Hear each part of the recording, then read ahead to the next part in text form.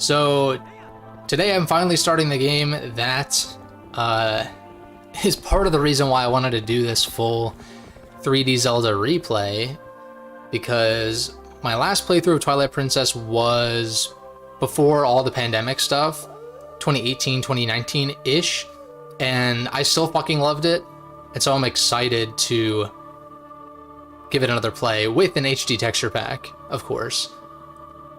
Because the last time I played it was on actual GameCube hardware, so now I might as well leverage the fact that I'm on emulator this time. Let me just make sure the levels are all good. I think they should be fine. And so...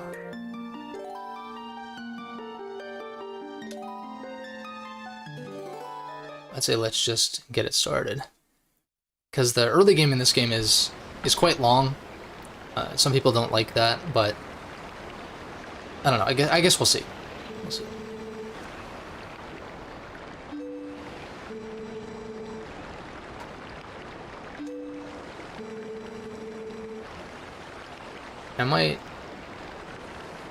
I might move the webcam, but I think it's fine for now.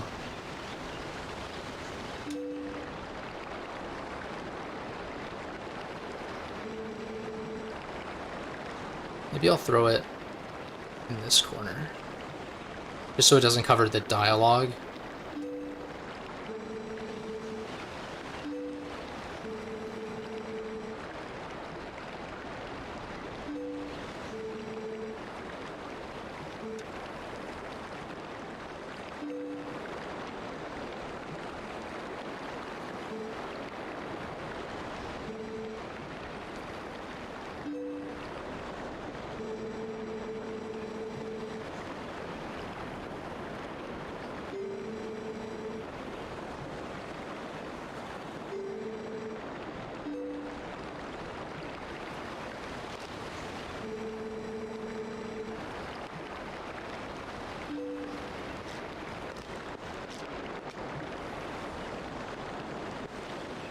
Gotta say, it looks pretty damn good with the texture pack and all that.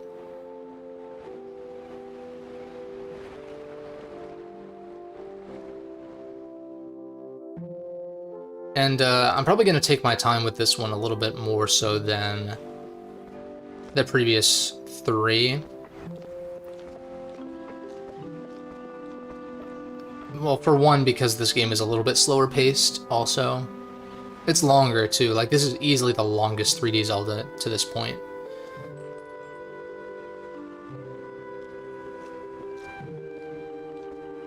But I don't necessarily mind that, because it's pretty much all quality shit that you're doing.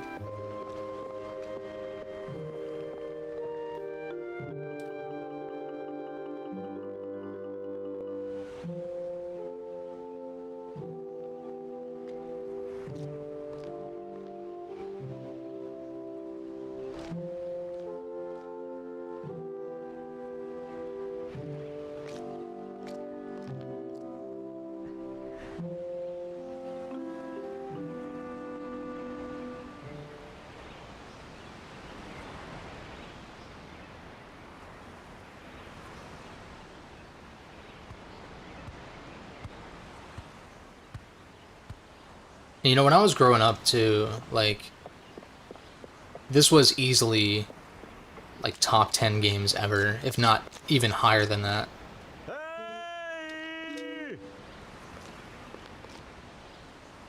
And I don't know if I'd go that far these days, but I haven't really thought too hard about what my top 10 would be if I had to name my top 10, you know?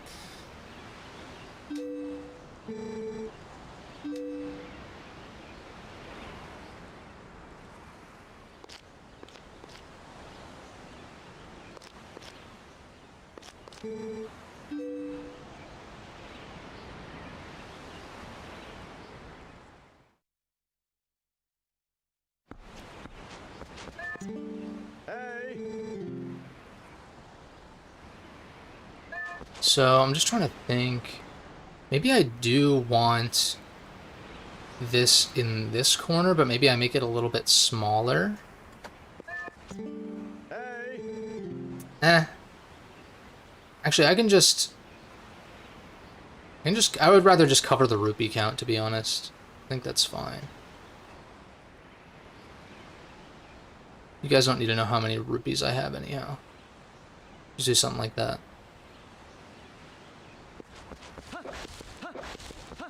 I just need to get a feel for things a little bit. Right.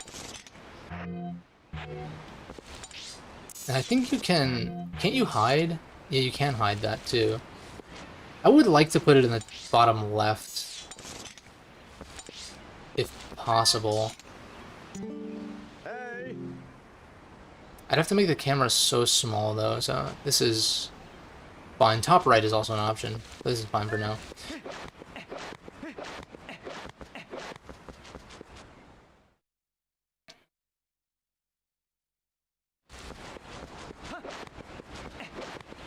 Can I just do this off the bat?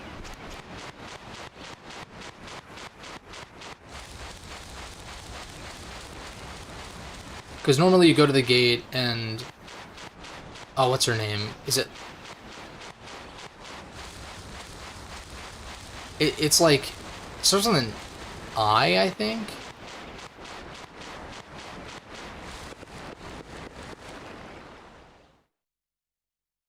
I thought the gate was closed, but maybe that's later. Whatever. This works.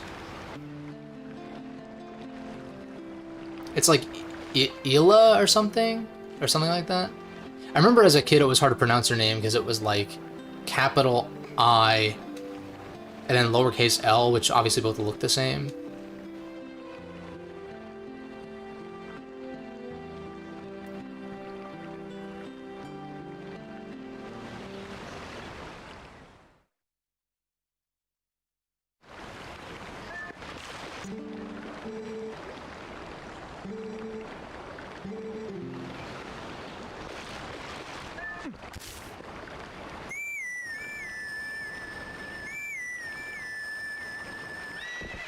Did Link always have the Triforce on his hand, or is that like a HD texture thing? Because that's a little weird, but it's fine, I guess.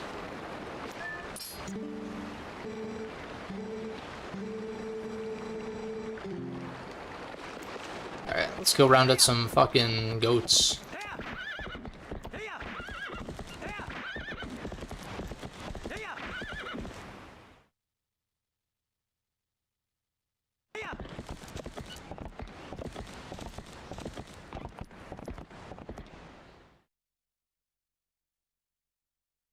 I really don't think this intro is as bad as people say it is, but I've played this game a lot over the years, so maybe that is part of the reason.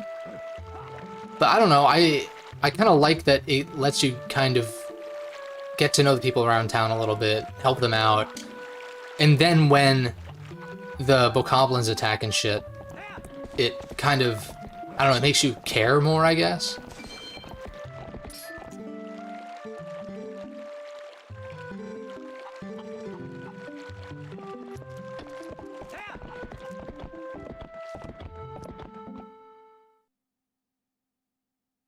But, like, the hurting itself can be annoying.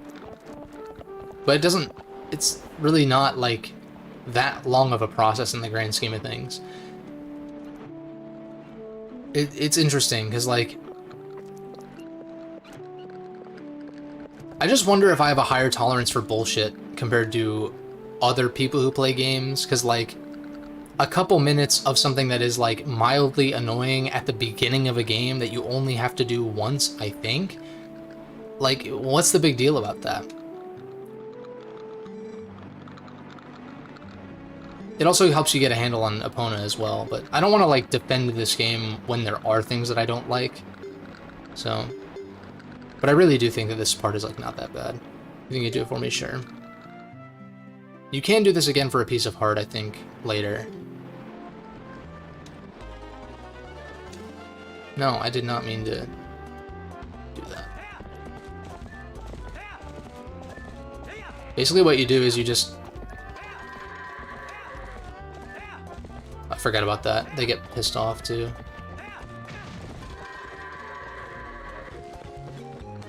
You might have to do this twice.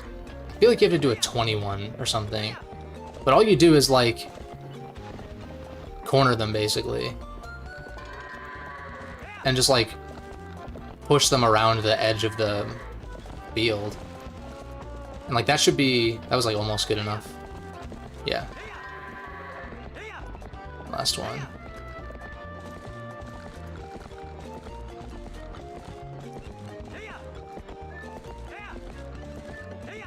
Like, oh, boo-hoo, I spent 30 seconds rounding up goats. Boo-hoo, this game is so boring. Like, shut up. I do think I'm pretty sure you have to do a 15 or 20 as well, but come on, man. This game gets way too much shit for no reason. I want to say this, like, kind of towards the beginning of the video and the playthrough, is that I think the Wii version of this game really tarnished its reputation in a lot of ways. I'm sure there are people out there who like the Wii version of this game and grew up with that version. I didn't manage to get my hands on a Wii until the year after it came out, but I did have a GameCube, and so I played the GameCube version from day one. I still have my copy, actually, in a box somewhere. But, I don't know, like, not only is the Wii version's map flipped, which I guess if you started with that version, it wouldn't feel weird, but even more so than that, it's the waggle shit, you know? I feel like that kind of stuff tarnished this game's reputation unfairly. But if you think about it as a GameCube game and you play the GameCube version, it's one of the best, if not the best, in the series. In my opinion, of course.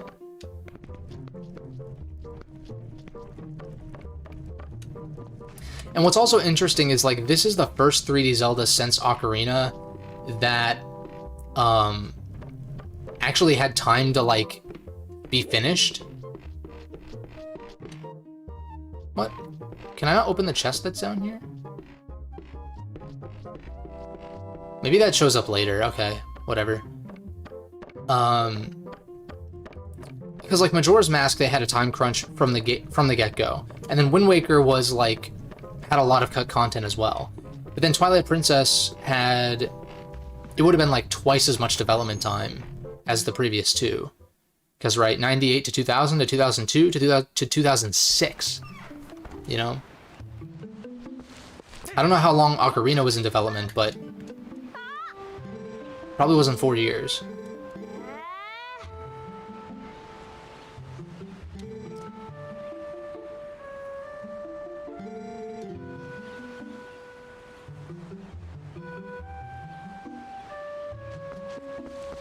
Let's talk to Colin.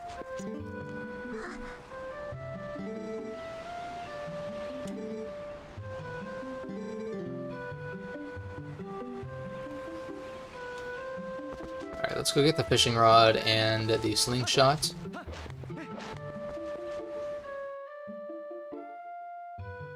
I think you have to get the rupees from throwing pumpkins, because I obviously don't have a sword right now. He's just going to complain about the bee.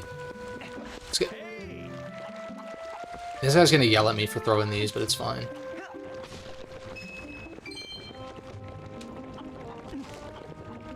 Whoops. No rupees.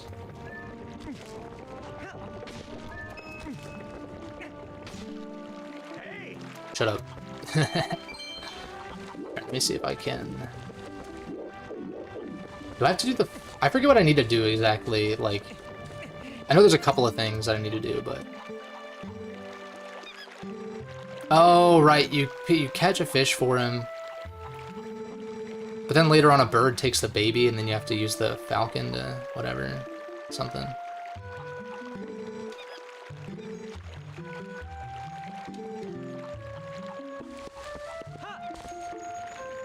Oh, the monkey does have the baby right now. Hold up. This is how you get the fishing rod, I think.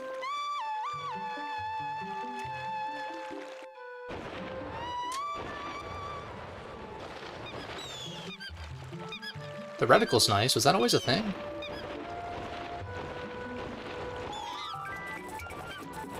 Or maybe, okay, it's not the actual baby, but it's still the thing that holds the baby, so close enough.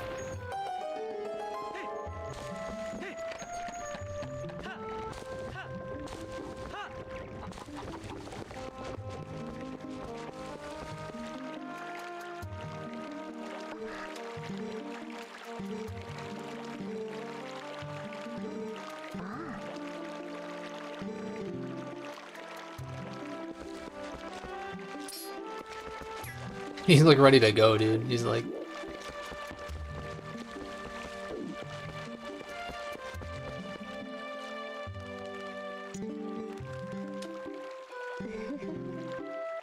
Hell yeah.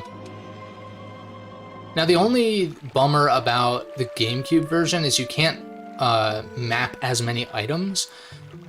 I want to say the Wii version, which I haven't played much of in like years, I think you have an additional slot to map things to. Whereas in this game, you only have 2. But it's fine. So, more pumpkins over here. I want to make sure I'm collecting rupees for the slingshot while these pumpkins regenerate. Getting a blue would be nice. But I don't know if that's even possible at this point. I feel like I remember getting more than just greens, though.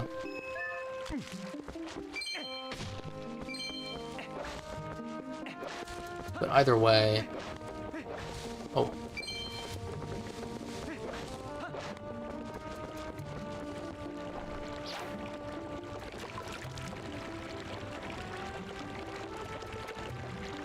I'm pretty sure you just pull back. Or maybe it's with the C-stick? Yeah, okay, yeah, that's it.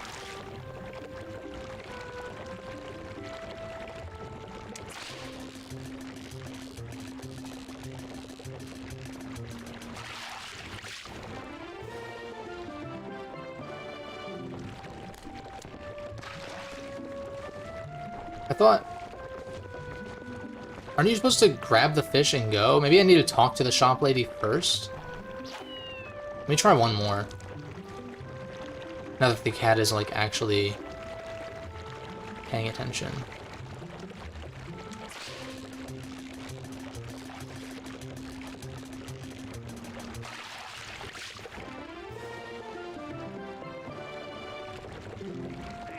There it is.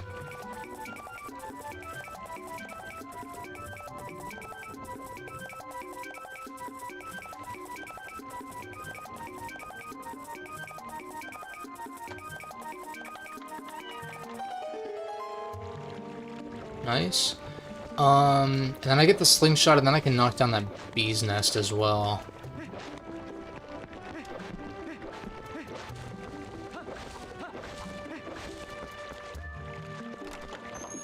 It feels good to be playing this again, though.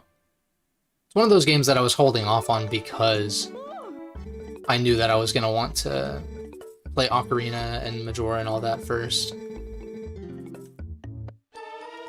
Nice bottle.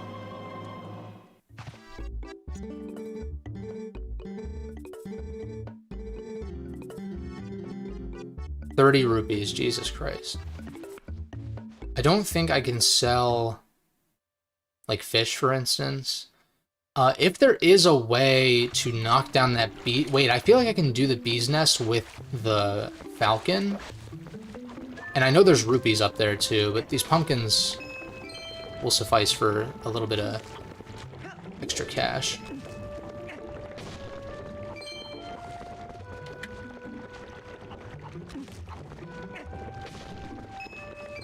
And, like, I guess I did kind of complain about... Wait, there's rupees up here, too, I think.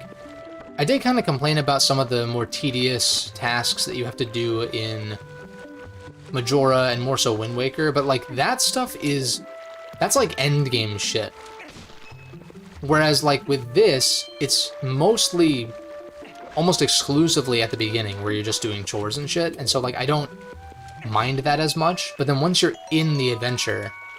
I don't want to be, like, sailing for Triforce shards and all that bullshit. So let me see... I forget if you do need the slingshot, but I want to test this real quick, because I feel like... No, this should land, actually. And I see some green rupees on the hill over there, too.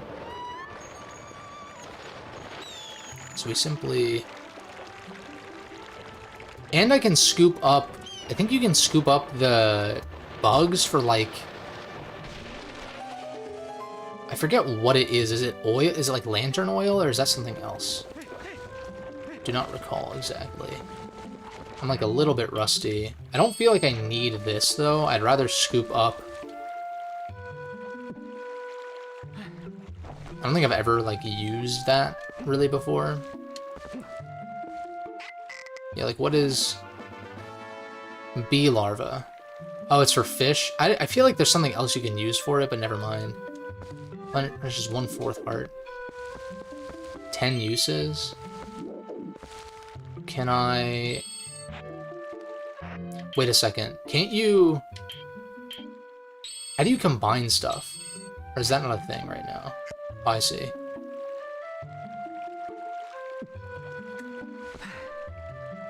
Well, the fishing rod is baited, at least, for when I want to do that. Although there's no mandatory fishing until way later. And with that, you need a separate thing of bait. Right, you get the earring or whatever. I'm getting ahead of myself. That's like late game. Or like more like mid-game, but still.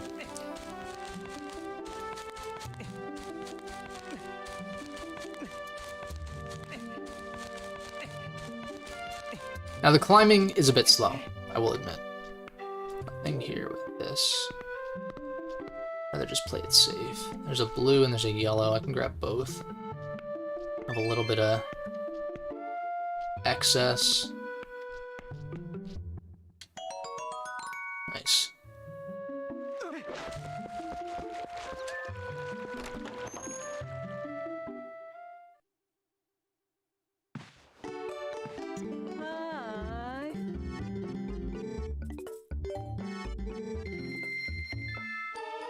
I do think it's crazy that, like, the slingshot does get replaced pretty early on, but the fact that it holds 50 pellets from the get-go is kind of insane.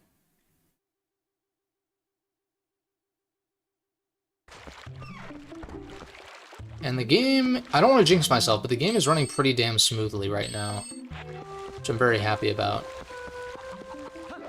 So now we head... Let me talk to this.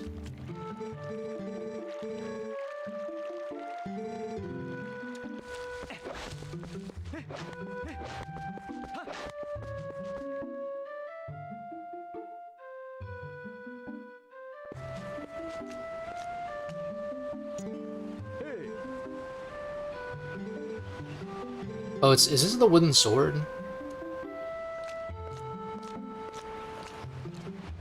I don't remember. I am going to get that treasure chest, though.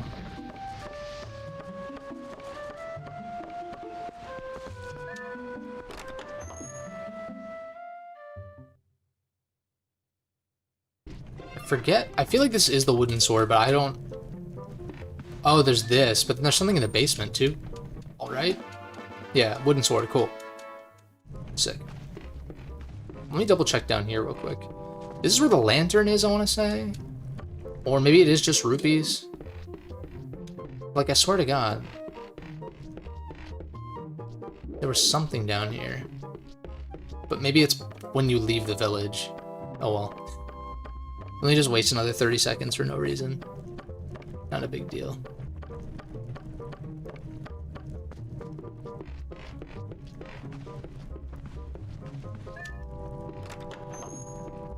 I do want to figure out if I can position the camera in the bottom left, though. Even if I have to shrink the webcam, it's, like, not a big deal. But I need to get into dialogue first. Like, how small would the webcam have to be? If I did it, like... The problem is, like, there's gonna be another line of dialogue. I could also go, like, centered. Vertically. Center vertically. Something like that, maybe? I don't know. Let me mess around with it real quick. I'll figure it out.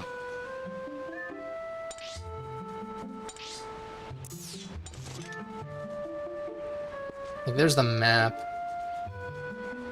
Maybe over here, centered vertically?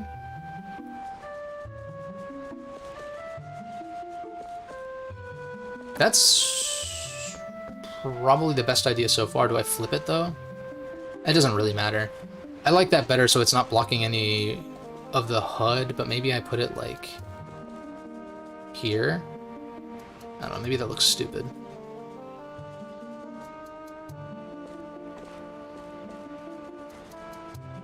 We'll just try this for now. I could also put it, like, here, but then once we get a second row of hearts, it's going to be tricky. So I'll just do this.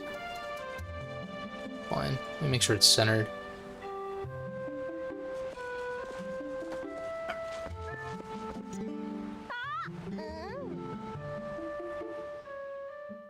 Right. And we show them how to use a slingshot, how to use a sword.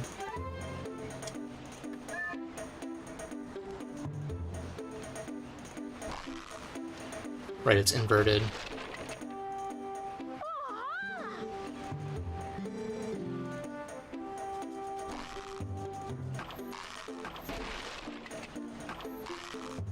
It's gonna take a little bit of getting used to. Once I get in my bag, it's gonna be fine.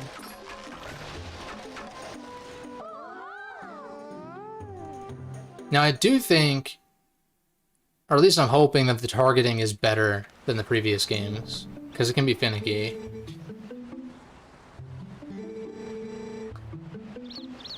Like, Majora's Mask is not as combat focused, so it's not as much of an issue.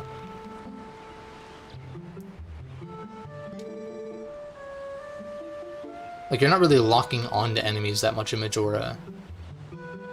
With the exception of, like, the final boss, but that's, like, fine. No. I think you have to do this. I think. It's fine either way.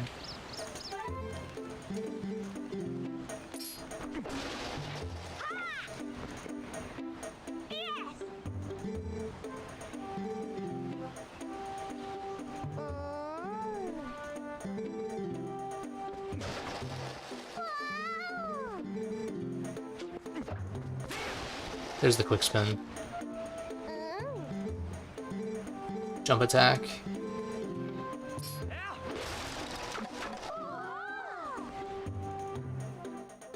Nice.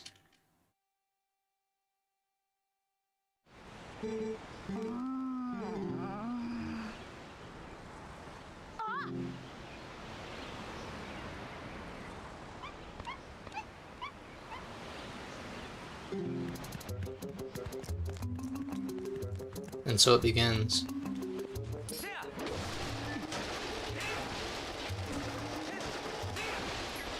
I want to try to get my quick spins down in this, like, actually. Ooh, that's nice. Nice cash.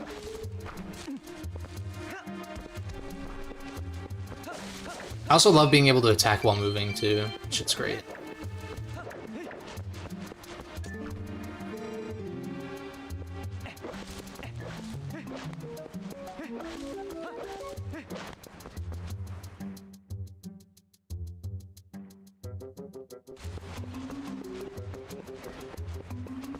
I am pretty sure this is where you need to crawl through here. Or something. Or wait a minute. Maybe they did go... I forget. I'm, like, getting confused. I think you go all the way through the woods. But then when they get kidnapped... Yeah. Never mind. Okay.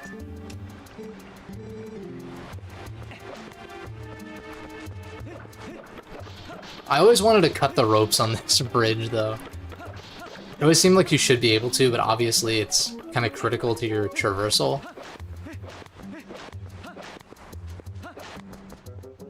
But that's something fun about Wind Waker, for sure.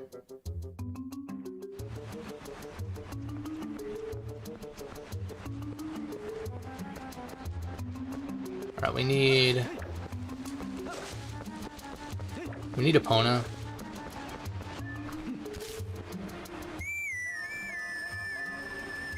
Or wait for the actual cutscene. Maybe not. Never mind. Alright, let's go.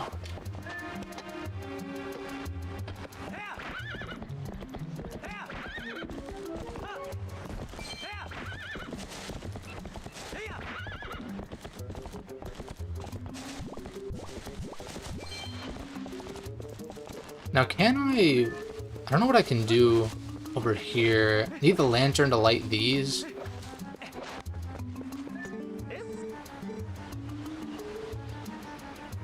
I always thought his hair looked like an acorn.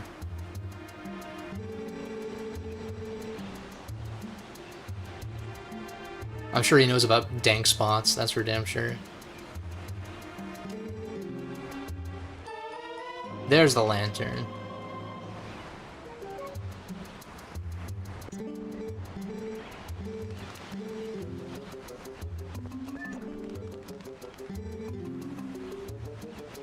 Oh, yeah, I see.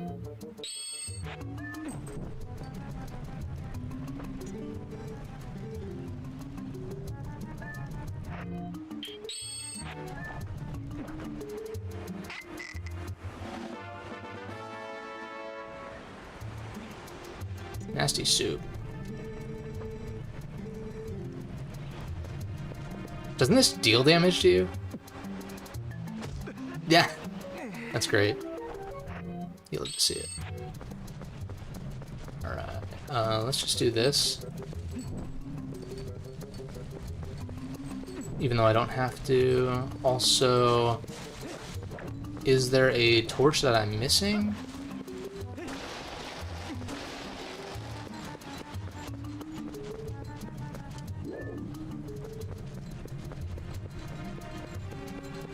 I know this isn't the right way, I'm just checking things out, soaking it all in. Alright, we'll just ignore that for now. Also, I forgot that this was out. It's a nice touch, though, that you can, like, leave the torch out and stuff.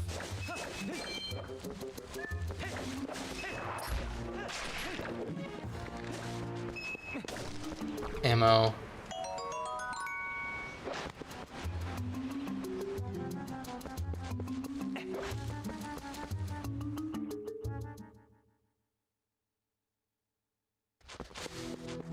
No, I can light these for later as well, because I think they stay lit, I want to say. And also lighting all of them, I think, might give you a chest. I do not remember.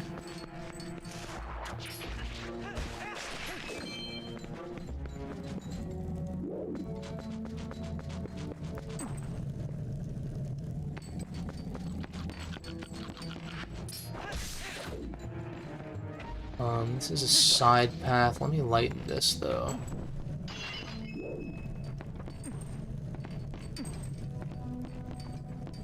I see.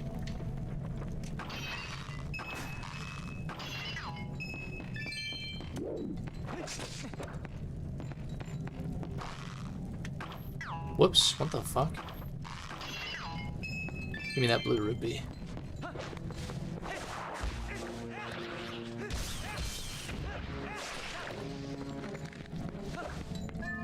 Okay. Nice. Now, I'm pretty sure... I want to say the monkey does steal your lantern, and it runs out of oil anyway, so I don't really care that I was wasting it there. Because I think that happens twice. Unless you just run through the first time and it's when you're Wolf Link that you have to do that. Or on your way to the actual dungeon. Yeah, that's what it is. Okay. It's just you do double back through here a couple of times. I want to say 3 times total. Well, and then go into the Lost Woods, I guess, as well. Later. Way later. So, the map doesn't look that great from a texture standpoint. It's not too distracting, though, so I guess it's fine.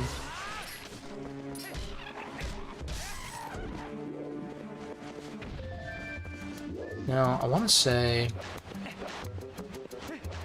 you can get a piece of heart over here. Or somewhere. Somewhere.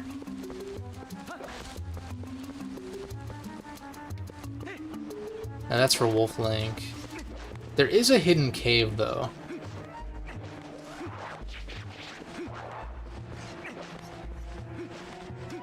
Maybe it's this way.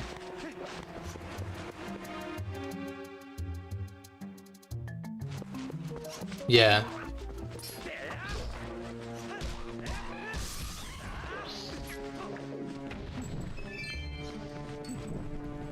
Yeah. That should be a piece of heart. But I think you need 5 for a heart container in this game, so that's a little bit unfortunate. Right, that's the small key, so you had to go in here anyway. Sick.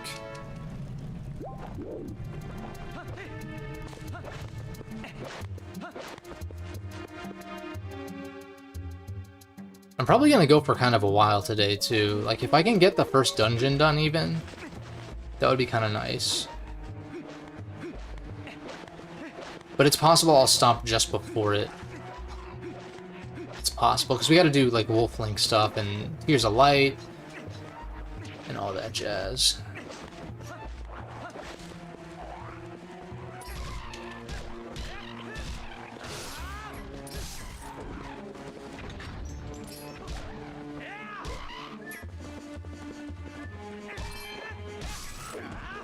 Rupees?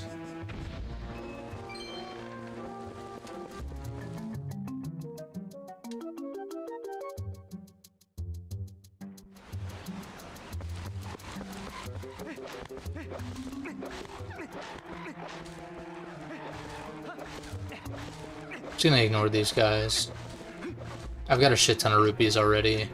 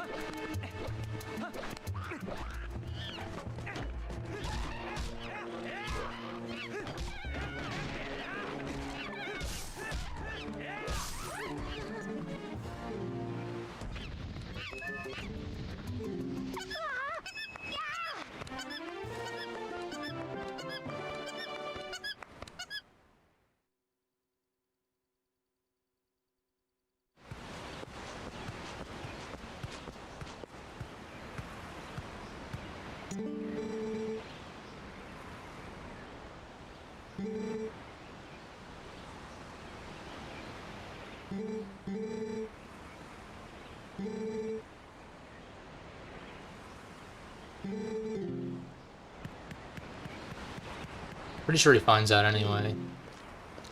Yeah, he's literally right there.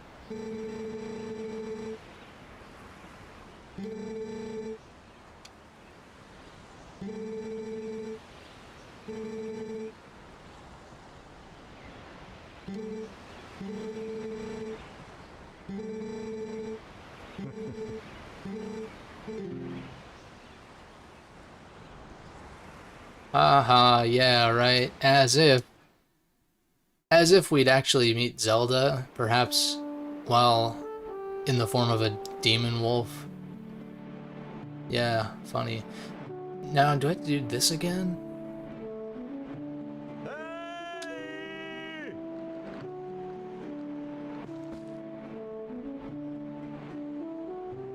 I want to say yes. I do know you catch one of the stray goats.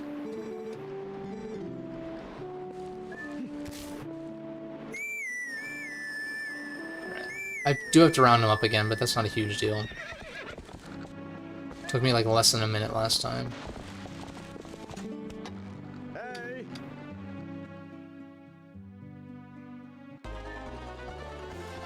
Like, it is a bit egregious forcing you to do this twice, I suppose.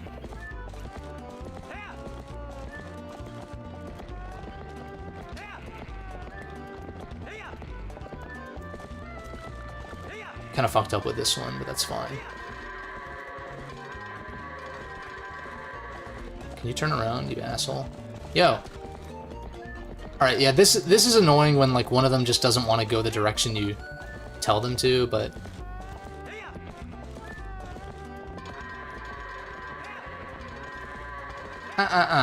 No, what the fuck are you doing? It's like my cat when I try to tell him what to do. Can you turn around, you asswipe? I don't call my cat an asswipe, but you know what I'm saying. Holy shit, man.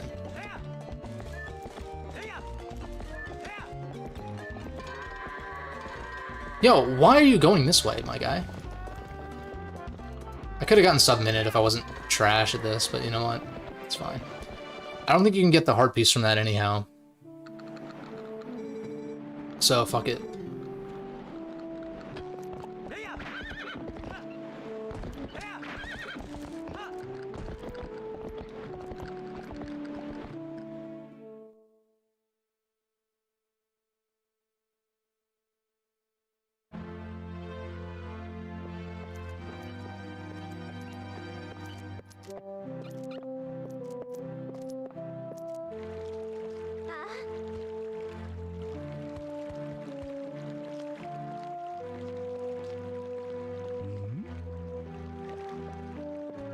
Still don't understand his bass horns. Is it like jewelry, or like is he part rhino?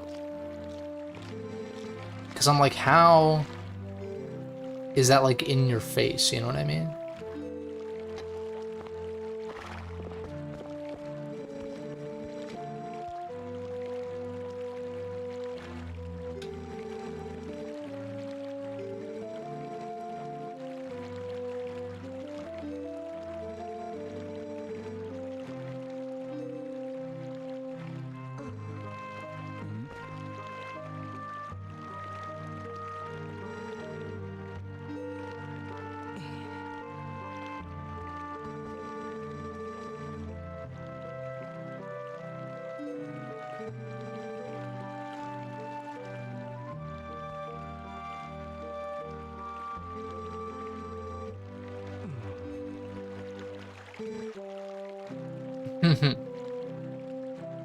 Right.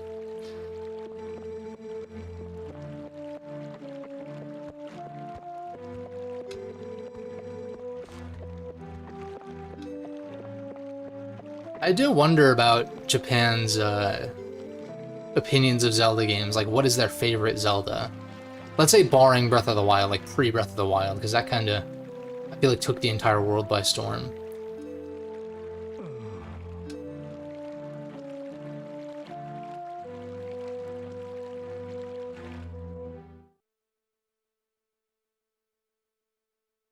Does the goat run free now, or not quite yet?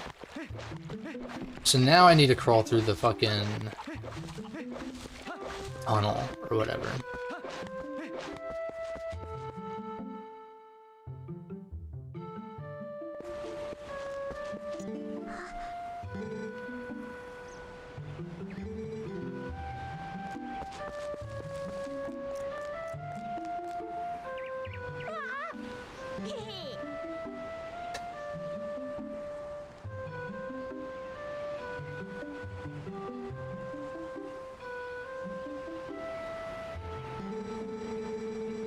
I mean, that's fair. I'm also not the biggest fan of Breath of the Wild, but you can't deny that it definitely had a big impact.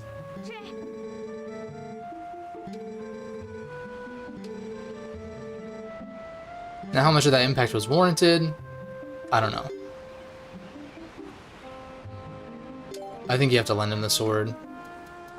But something was lost in translation in the shift to the open world formula.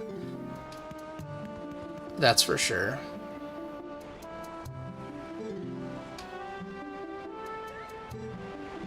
I don't mean literal translation, but you know what I mean.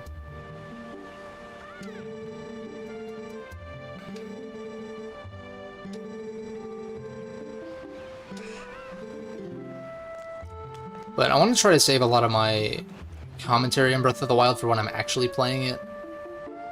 But I'm sure it'll come up here and there anyhow. I mean, it already has, but...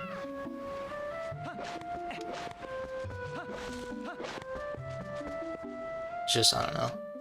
It's one of those where, like, once I stream it as a part of this series, I would not be surprised if I never played it again after that.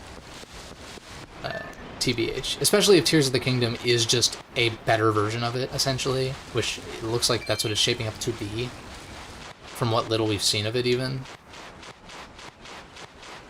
And then if it's not, then, like, okay, I guess I've, like, grown out of Zelda or something. Like, I don't know. Not grown out of, but the series has gone in a different direction than what I want.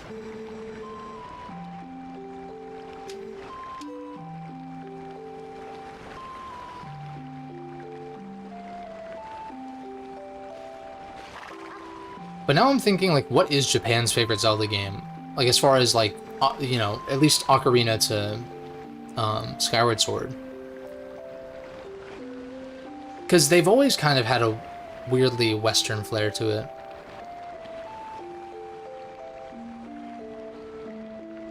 I mean,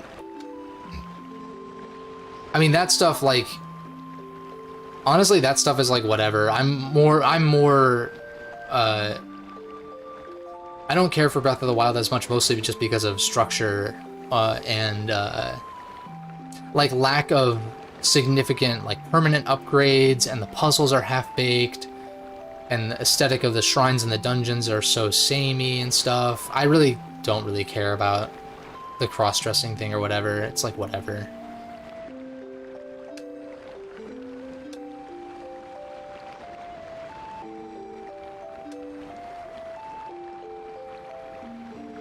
And, like, the fact that you had to seek out the story stuff in general means that I didn't see very much of it anyway. And also the voice acting was, like, kind of not great, but it was also their first attempt at it, so, like, I guess.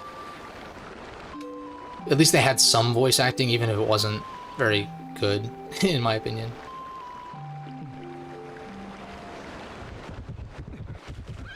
Maybe playing it in Japanese would be better, because then you don't have to deal with that shit as much.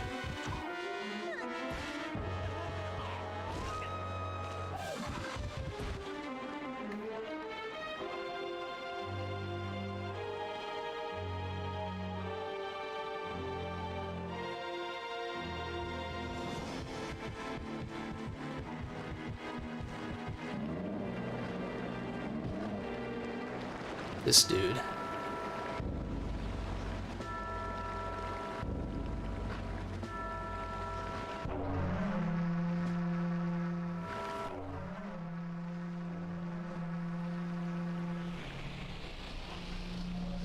Let's go.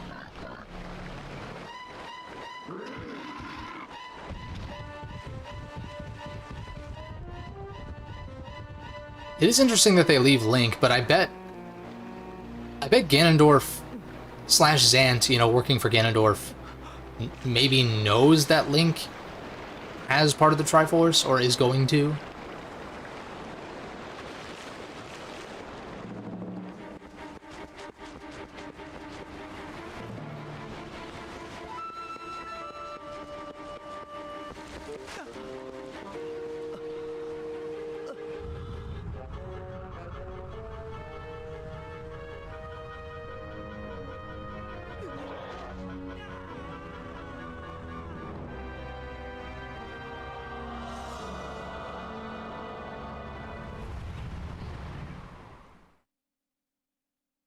But yeah, like, just generally, I miss, like a lot of Zelda games have Metroidvania elements to them. They're actually kind of similar in that way. Although, like, obviously in Zelda, it's less of a focus. Like, you don't always need a new item to traverse to the next dungeon or next area or whatever, but there are things that you can do out in the world with those extra items and all that kind of stuff. And that's what was missing to me in Breath of the Wild, because, like, everything fucking...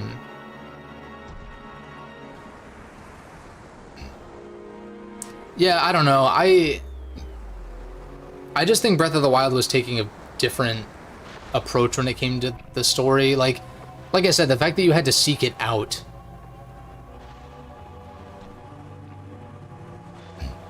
Yeah, no, I agree. I agree in general.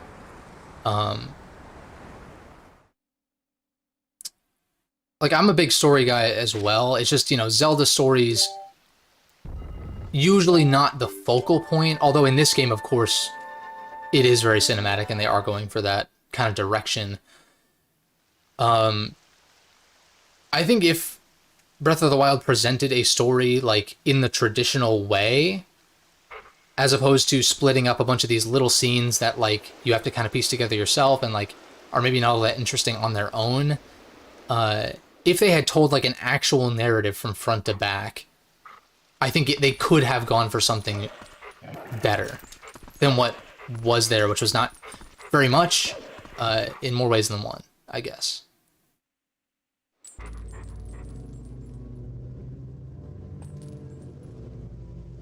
But Zelda's, like the 3D Zeldas in particular, like each of the games has a very distinct kind of atmosphere and tone and style to it. So I wouldn't necessarily look at Breath of the Wild's lack of compelling story as being an indicator of where the series is going to continue to go. I hope, at least. Especially with what we've seen of Tears of the Kingdom, it looks like they are going to go for a darker, more serious kind of vibe, which I like. I like when narratives take themselves seriously. You know? I don't mind a little bit of camp here and there, like some Metal Gear Solid camp, right? Some Resident Evil camp. But for the most part, I like it when stories take themselves seriously. So if Tears of the Kingdom has that and fixes the gameplay things, then like I am totally on board. And if not, I wouldn't be surprised if they went with something kind of totally different for the following game.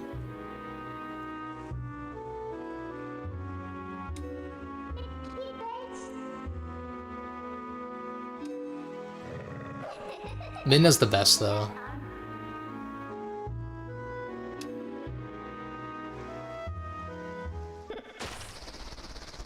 Midna's the best companion, and it's not even close.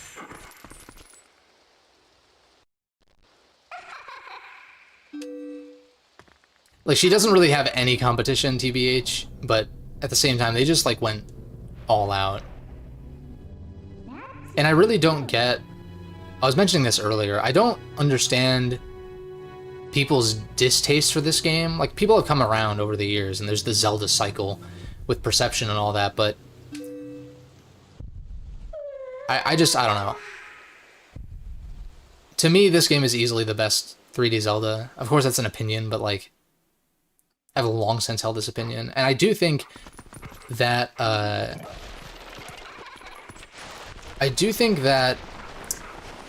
this game, I think the Wii version of this game tarnished the perception of it to some people because of the waggle and all that.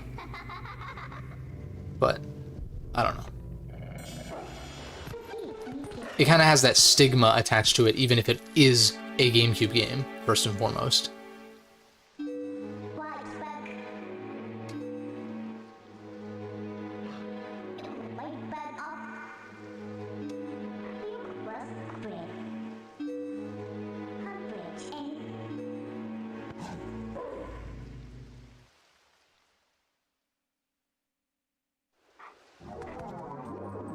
Let's go. I don't have sense yet? That's interesting.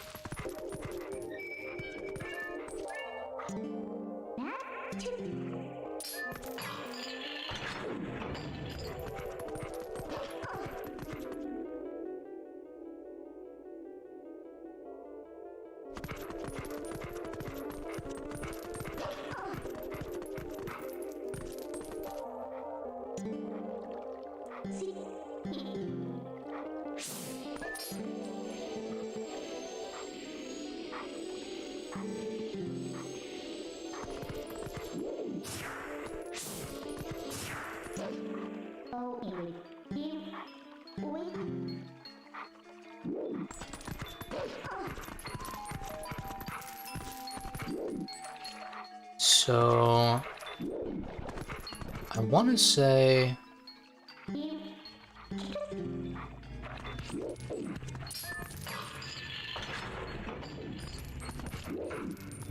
Right, and then we raise the water level with this one, I think.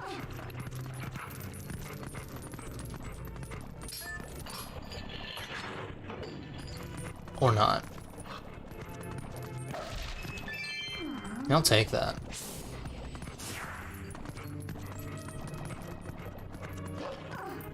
Wait, was that? Hold on.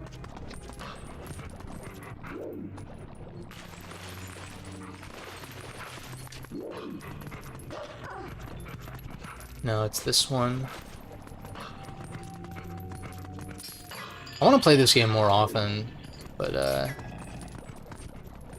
It's just tough. Like, I'm not really the type to replay a game over and over and over back to back kind of thing. I like to take breaks. But even so, like, what, it's been like 4 or 5 years since I last played this, which is too long.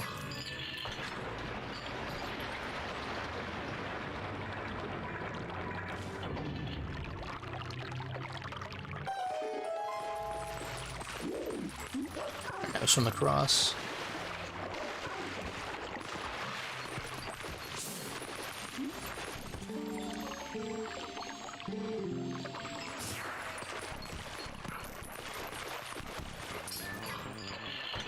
Got the music.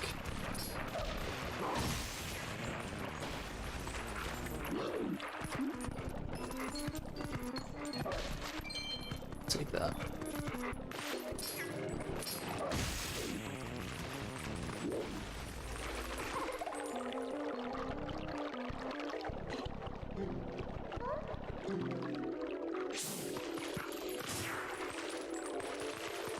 Now this one...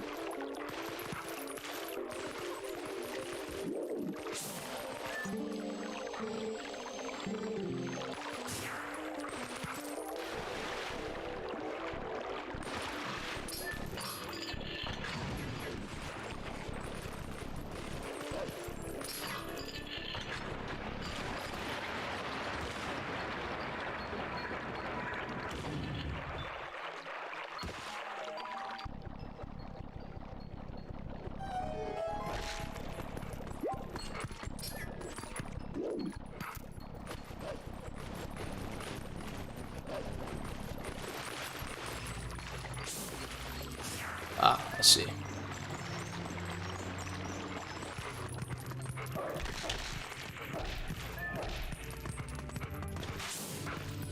I want to, like, actually pay attention to some of the dialogue. Like, some of the, like, side dialogue and shit. Even if it's not always the most interesting thing.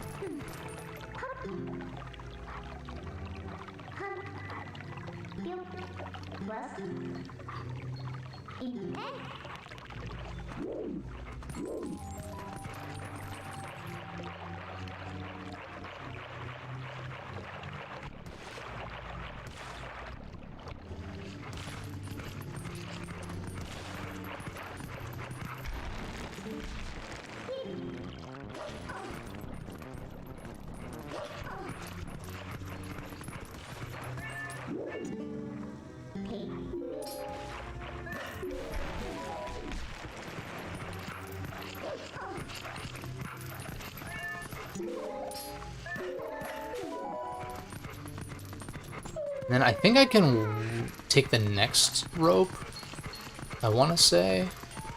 Yeah, that's right.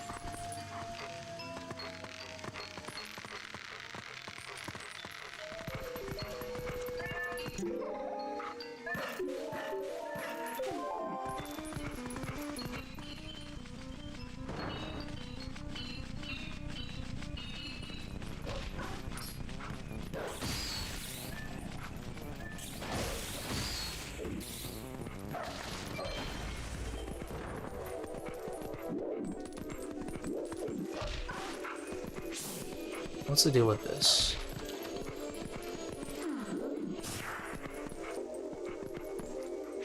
How do I not? Oh, you get up on here, that's right.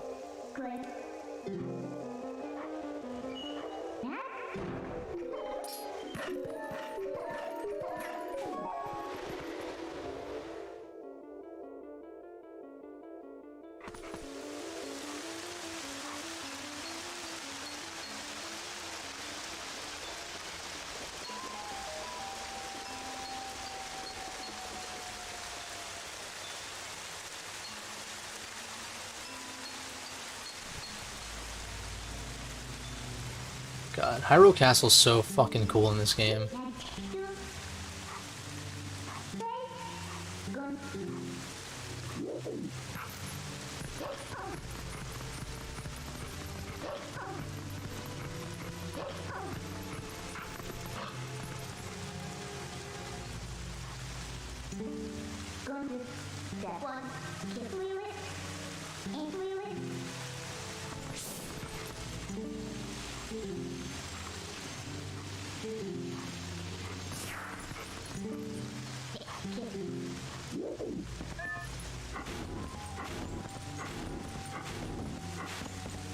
I also like that they designated a separate button for pushing in this game. Very helpful with not misinputting with the prior ones.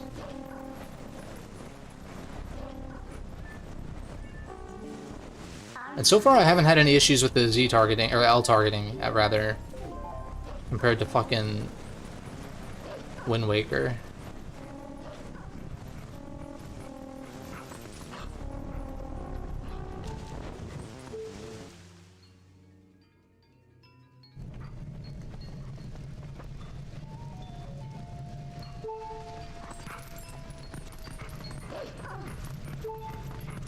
Can I get hearts? Yeah. I don't think it's gonna end up mattering, but even so.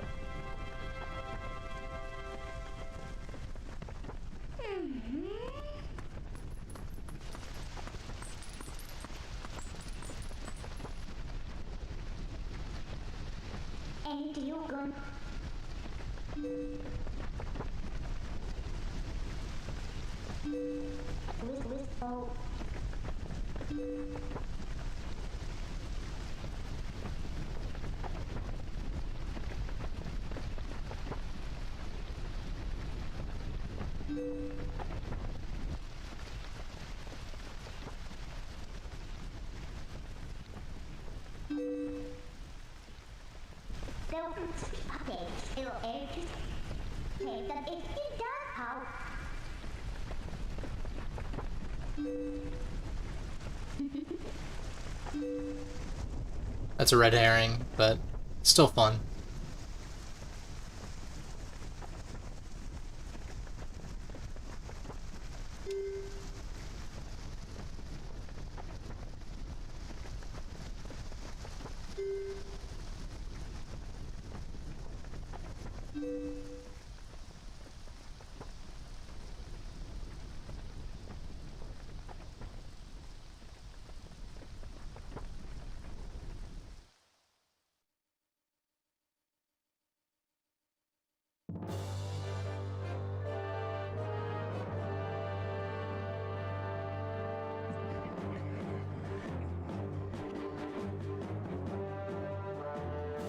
I love the rearrangements of tracks like this. Wind Waker had some of this stuff too. Specifically with Link to the Past, which I think is interesting. Like, I guess Hyrule Castle doesn't really have another theme besides the Link to the Past one, but I don't necessarily subscribe to the split timeline, so I'll just take it as a reference as opposed to like a direct lineage kind of thing. Because really, I'm probably going to do a video on the timeline in general, but most of the Zelda games can just be placed pretty much wherever, and it doesn't really matter. But I think that the big tentpole, like 3D games, do kind of form its own timeline, more so than the 2D ones, because the 2D ones are just like, here's another iteration of the legend. It doesn't really matter when it takes place. Unless it's like A Link Between Worlds is specifically after Link to the Past, but what could have gone between that? What could have gone before and after that duology, as it were, you know? Doesn't really matter. Shit's dope, though.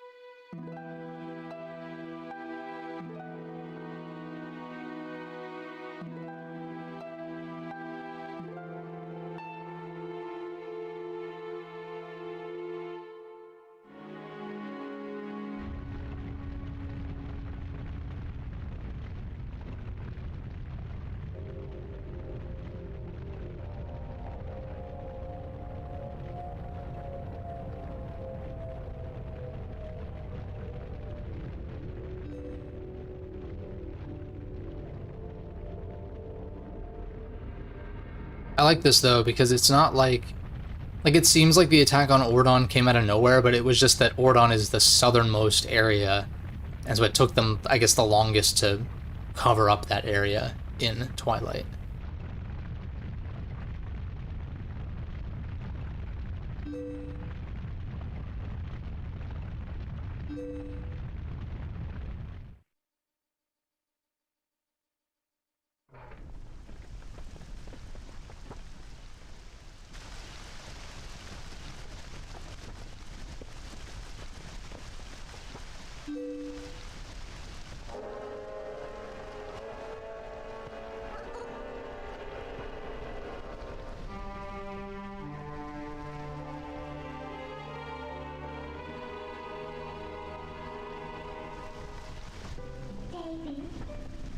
Huh.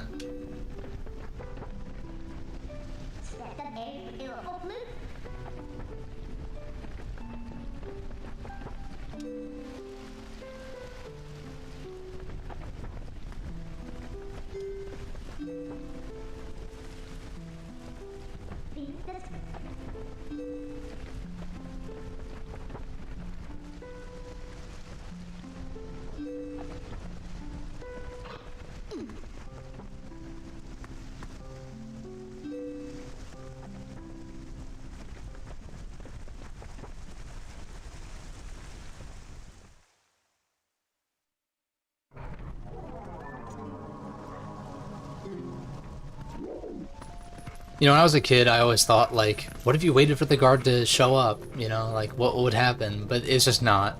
Like, nothing happens. Or rather, he never shows up.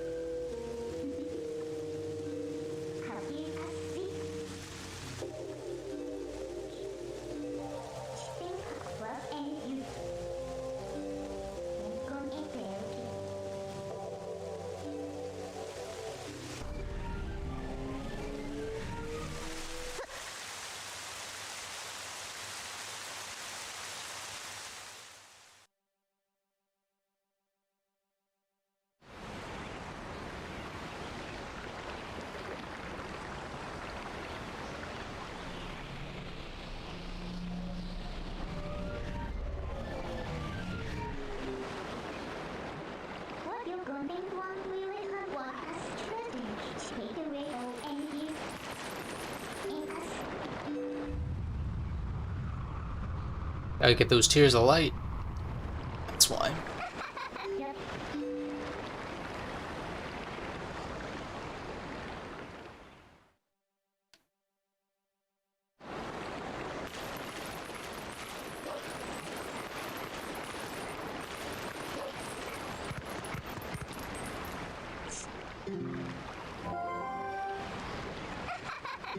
That sound is incredibly nostalgic for me.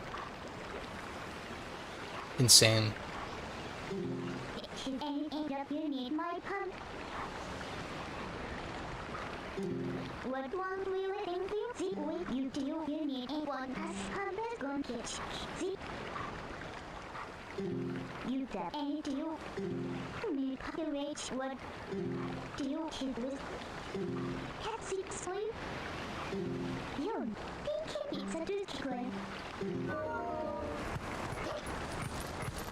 Alright, slight stealth mission time.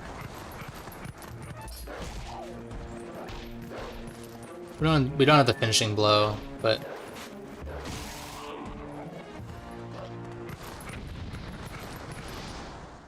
God, I also love the direction the combat took in this game. It's not like the most complex thing ever, but compared to other Zelda games, man, like...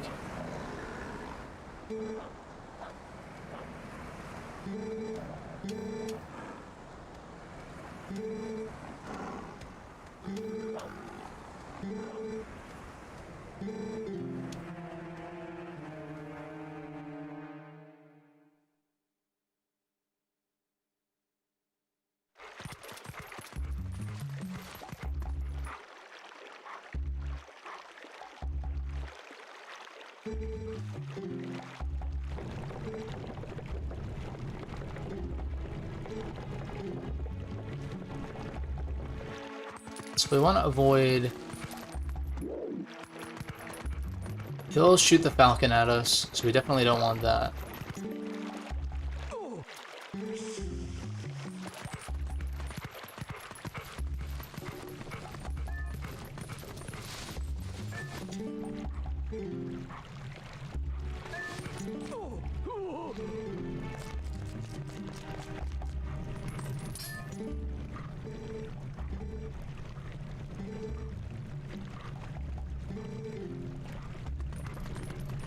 That's fine. I think we just go on the other side of this water wheel. Maybe... Oh, no, wait a second. I know you're able to sneak up on this dude. Oh, right. Yeah, you have to listen to what they say, I think. Which is kind of stupid, but you know what, it's fine.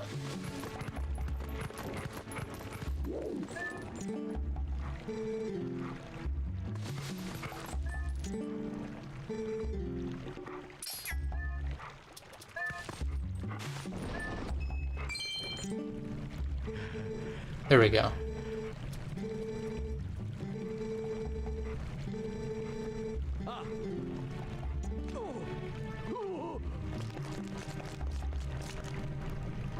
So now that's the trigger for us to be able to do this.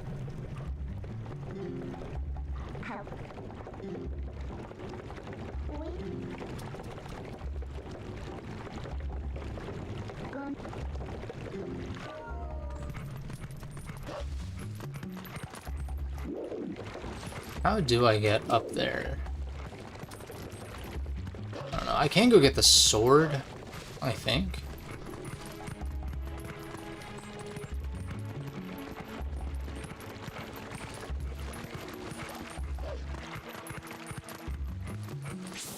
Because I want to say... Unless it's not here until I get the shield, I don't remember.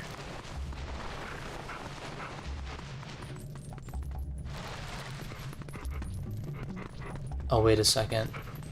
Maybe this is wrong.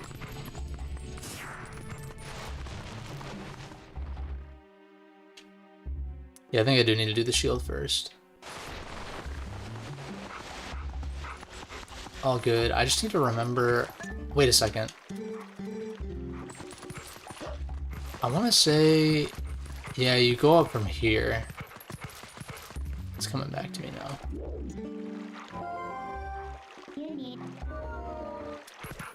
Do you have to get hit by this guy first?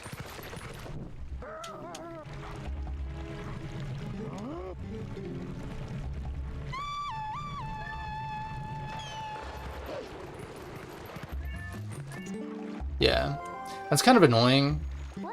All these games do this, where it's like you have to specifically fail something before being able to do something that is like somewhat obvious, especially if you've played the game before. Yeah, that's right.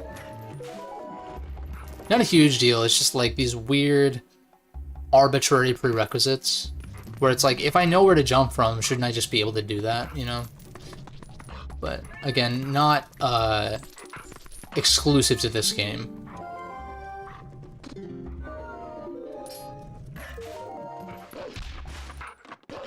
Also not a major deal breaker in small doses.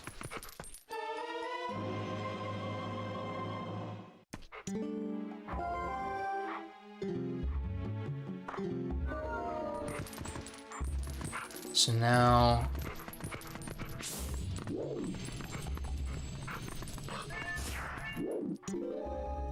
Oh wait, you go out from here, right? That's right. Now we go around... We go around Russ.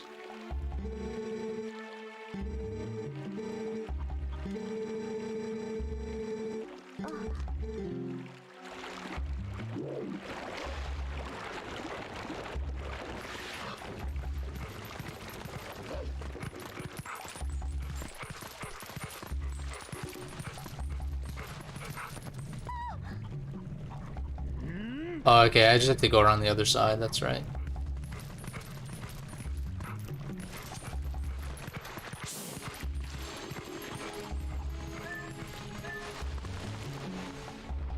Right?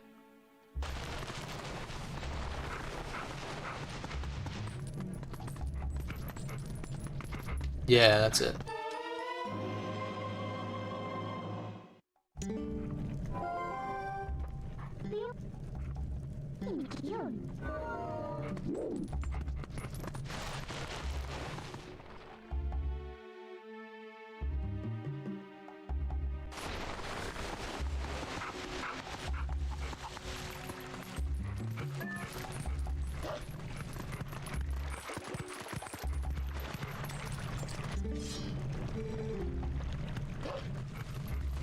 Like later.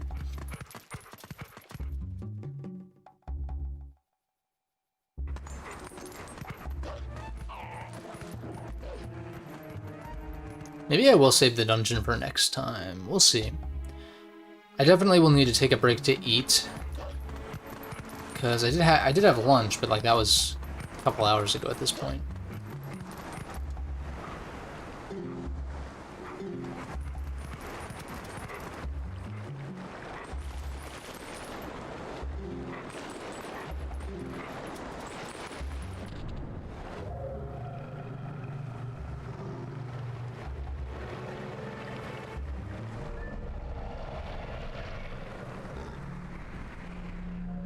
And these are fun little puzzles. Obviously the first one is not really a puzzle, but...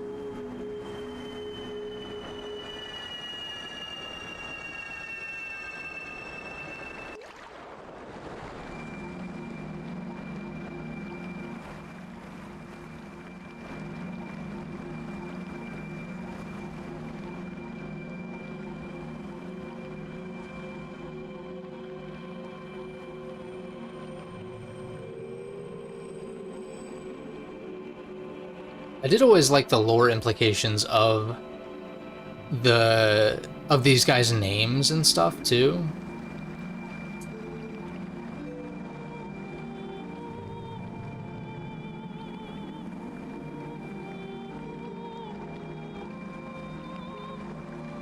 And then especially going into Skyward Sword as well, where you have like you also have the Barren Woods. But then you have like the 3 dragons which are named after like the goddesses from Ocarina, or like variations on that, right? Lanayru versus like Nehru. Right? Eldin for Din, and then what? Which one did I say first? It's Faror's Wind, Din's Fire, and Nehru's Love, right? So Faror, Farun, it's like, I like that shit. It's good shit.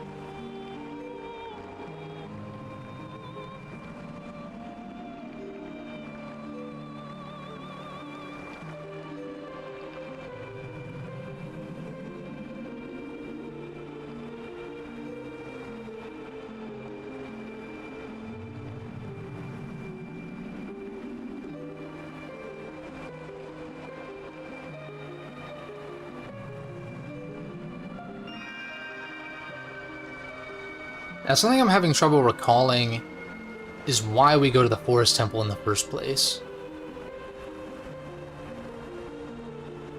Like, I know we go in the Goron Mines because they're concerned about their leader, even after you clear the area of Twilight. And then Lake Bed, I want to say, is probably a similar thing. No, it's to get the fused shadows, that's right. Now I'm remembering. You have the fused shadows, and then after that you get the mirror shards from, like, Arbiter's Grounds, Snow Peak, Temple of Time, and City in the Sky.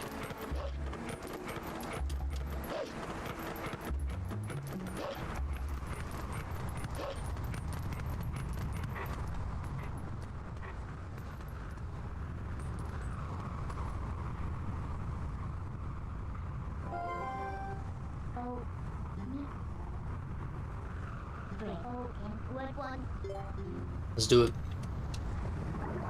I'll at least do this, and then might take a break, depending on how long it takes. I don't think this is going to take very long.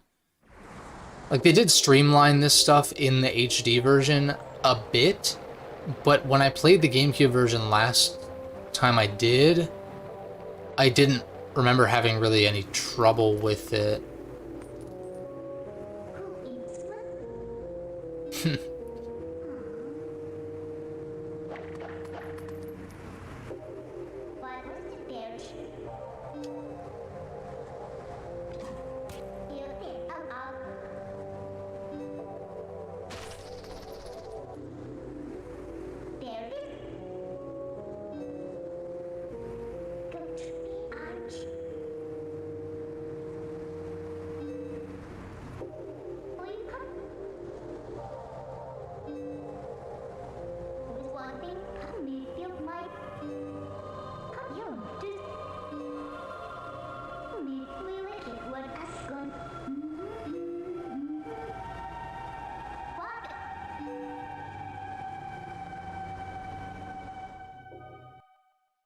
But the main reason I'm not playing the Wii U version is because I don't want to get fucking stamps for no reason, that have no use, that take you out of the experience of the game because they were used with Miiverse. Like, cool utility, I guess.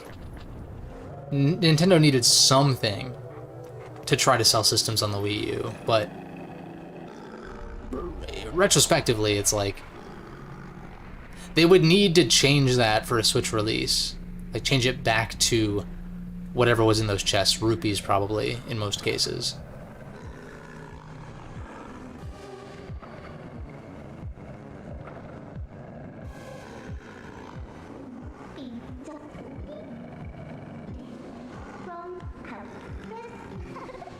You know what I also like? Is that these places where you fight these guys turn into, holy shit. I don't remember this being, like... I don't remember this being this difficult, actually. I wasn't really playing all that,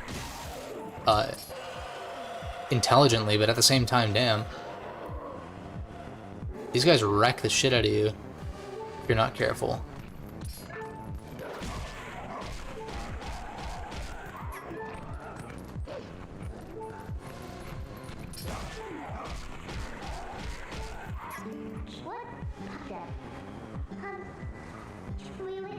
Okay, there it is. So now... Alright, I'm just gonna do this, even though he's gonna roar him back. I just don't want to get hit, because that would be kind of embarrassing and bad. There we go.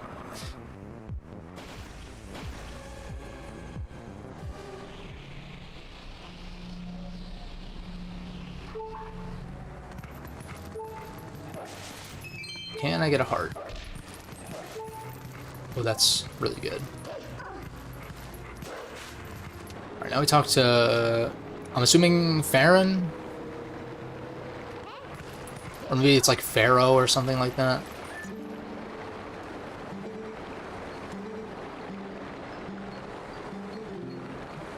Give me that vessel. Or maybe they reduced the amount of tiers you needed to get or something. But, like, they're literally on your map, so I don't I just don't get it. It's like, God forbid you have to think in a video game. Jesus Christ. I guess some people don't want to have to think in video games, but I do. Even in more action-oriented games like I always point to Super Meat Boy, because that's like one of my favorite games ever at this point. And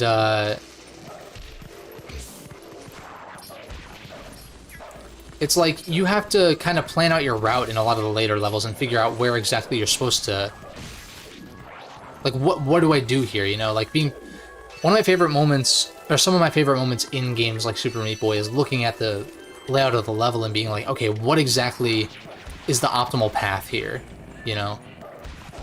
There is an element of, like, strategy involved, even if it is a more action-oriented game. Okay, right. So I can dig under that, but I want to say there are some over here. Well, I actually know guaranteed because the map.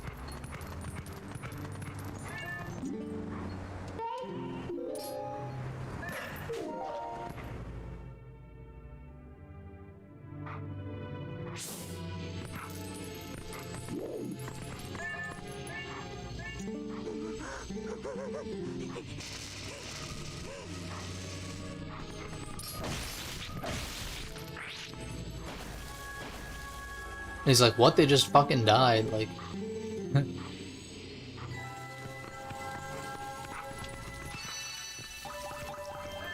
nice.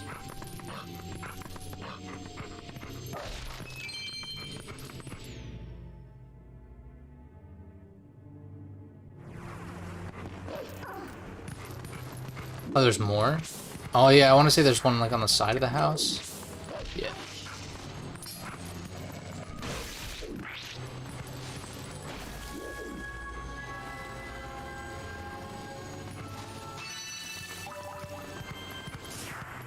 Nice.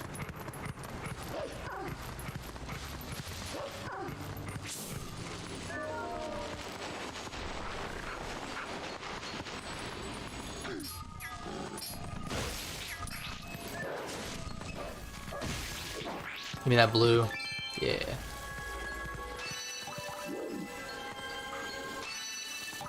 Okay.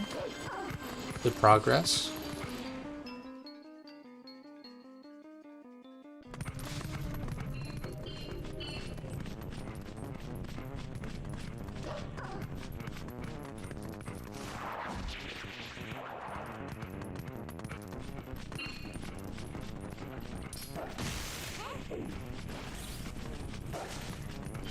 I'll check this dead end anyhow.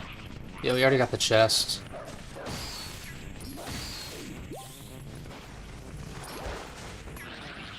Alright, let's go. It is kind of interesting, too, that Nintendo kept the inverted camera thing for, like, a long time. Like, the X-axis in particular. Like, I guess the GameCube era in general was still doing, like, X-axis inverted by default. It's just interesting. I don't think you can change that. Yeah, no. I might as well save, because, like, I haven't saved in a second. Continue, yes. Rupees, that's fine. So now this.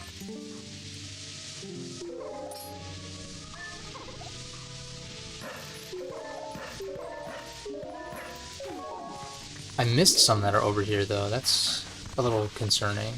What if I enter the fog? It just takes me back to the beginning, right? Like the entrance? Or no? Oh, it does spawn me here. Okay, fine. I should have been a little more thorough. But it's fine, I can double back. Somehow. I just didn't think to turn my senses on.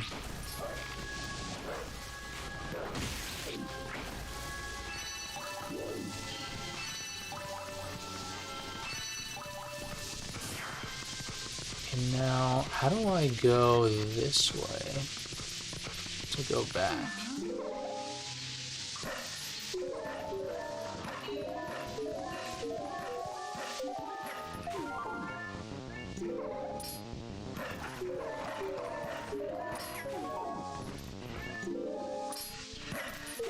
That was kind of lucky, but we take those. Okay, so we gotta dig these ones up, right?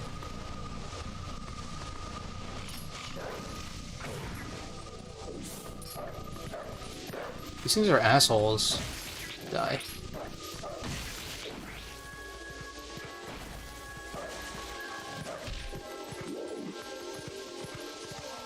Now,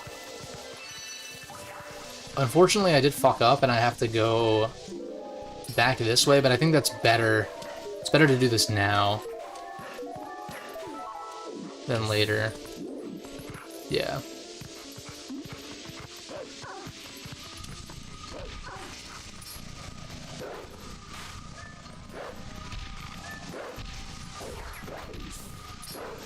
Yo, can you, like...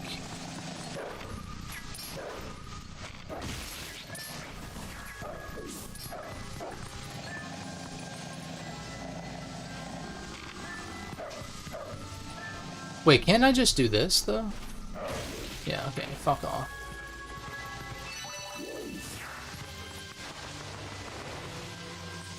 Nice heart. Snag this, and now... Can I go back this way? No. Sad. Not a huge deal.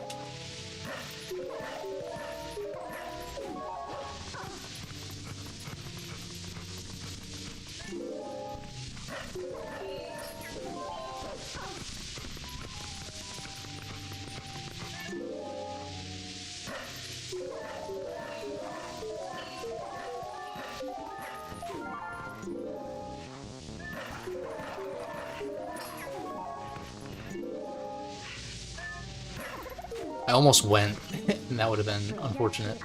Oops.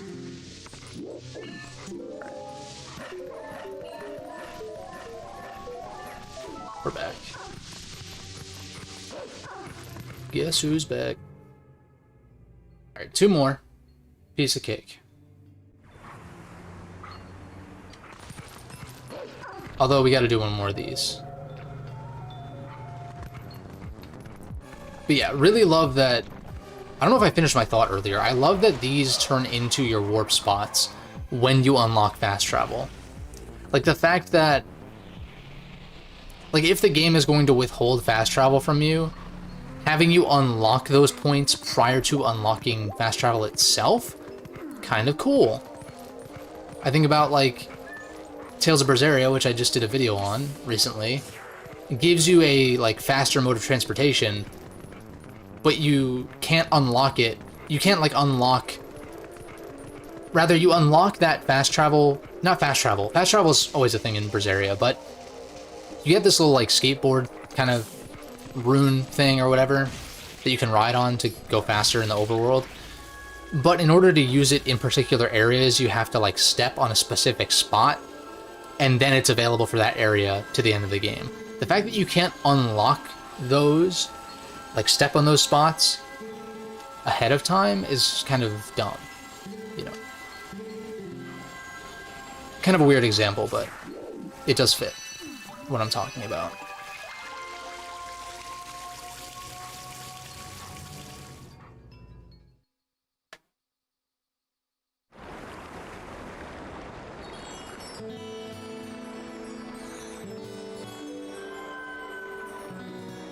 Now, I want to say that ghosting effect is because we were in the Twilight realm, but it is common on emulators for that weird, like, ghosting after image kind of effect to be a problem. But it looks like it's gone. It's mostly on, like, Citra. Because I guess the 3DS always has that running even when you don't have 3D turned on.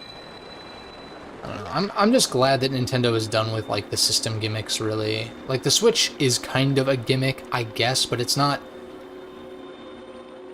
it's not going to impede the quality of the games going forward. It's just that they look kind of, well, and more so run kind of shitty in some instances. But that's fixed by just putting it on better hardware. It's not like with the DS or the Wii where you have to like rebuild the game because you built it around 2 screens or motion controls or whatever, you know?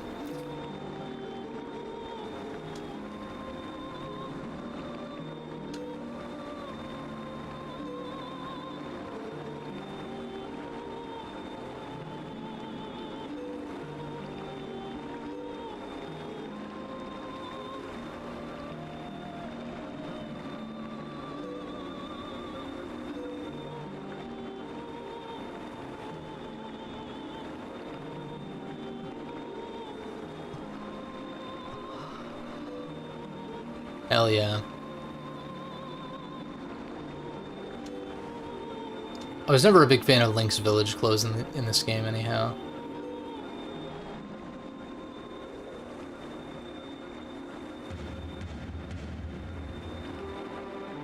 It's like, you are the hero chosen by the gods.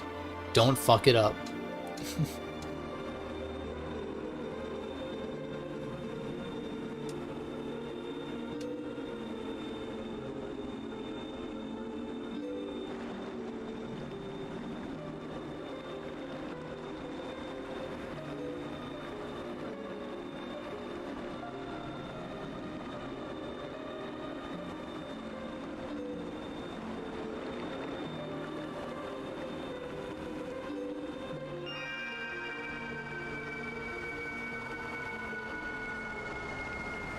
Hell yeah.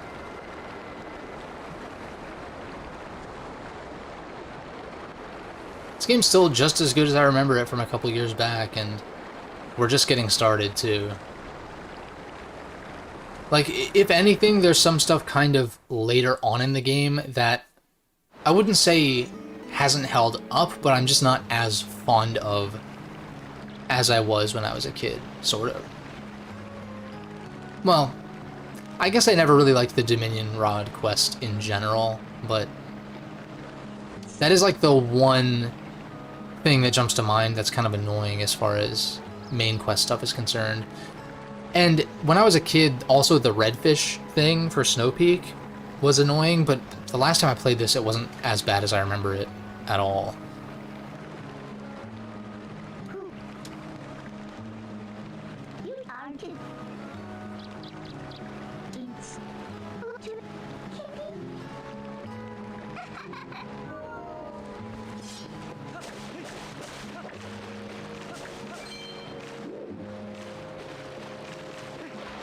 This is dope. Okay, so the question is, do I head back to the village? I don't have to, but I'm thinking, like, what can I do anything?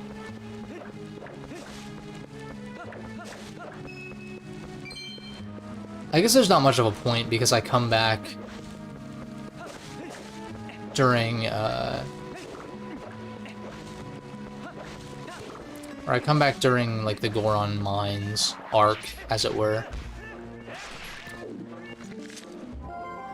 What you got, Midna?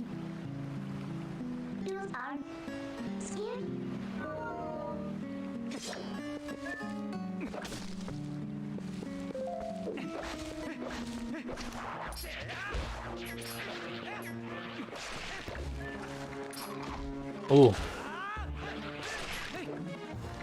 I'm here for it, though. Whoops.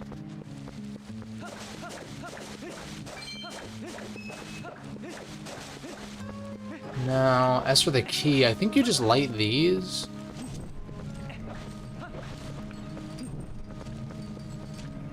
Maybe there's something more to it. He sells lantern oil, though.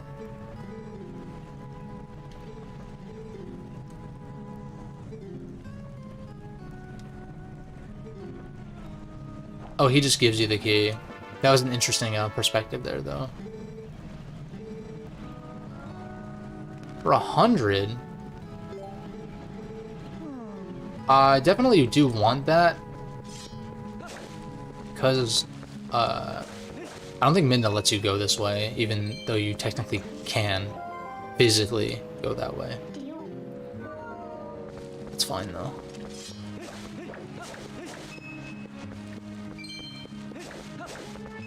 $85. I think you can also buy oil from the bird. You can actually I can steal oil from the bird. Let's just do that. I remember doing that in my last playthrough. I think he does remember until you pay up.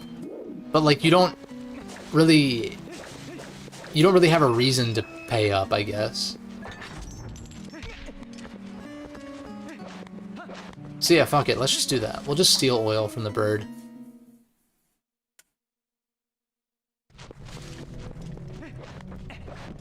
These are still lit, which is nice. I feel like I missed one. I feel like it shouldn't be this dark, but maybe it just is.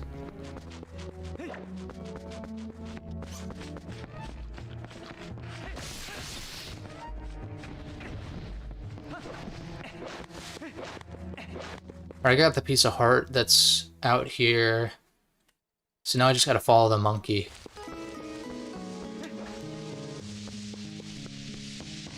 Right? Yeah.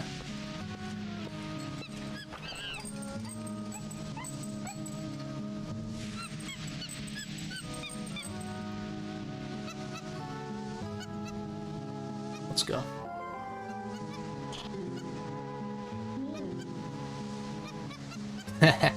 Like you're staring off in dreamland, dude.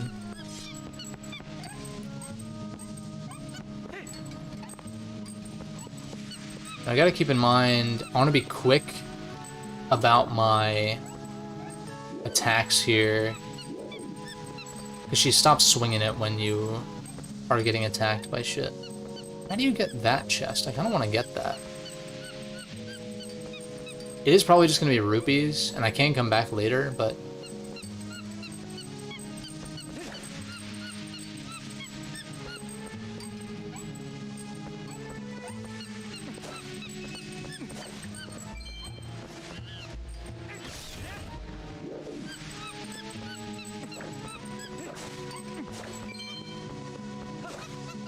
Give me that blue. Can you, like, swing? The fuck?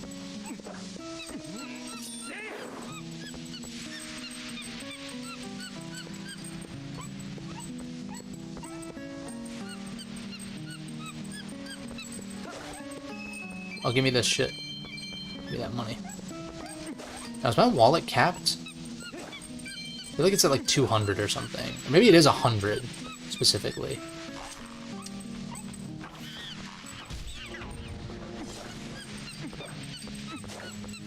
Let's see. It's not 100, because I think the text changes color.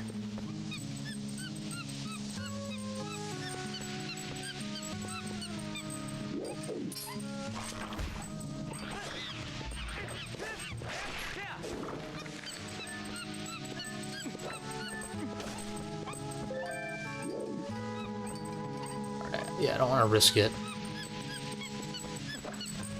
I'm pretty sure I've done that before, like years ago, where like just before you're at the end, you walk and you accidentally touch the fog and it counts as a death and you have to do it all over again. Fuck that. Alright, thanks for using up my lantern, asshole.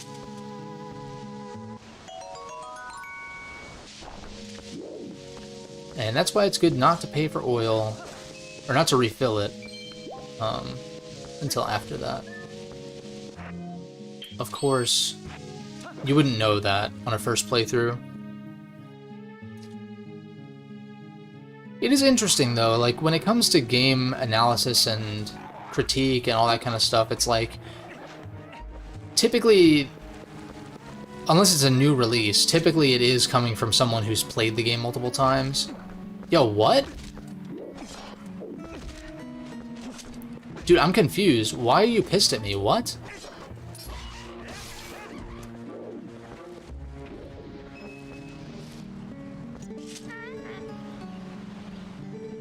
Why are you picking at me, you fucking asshole?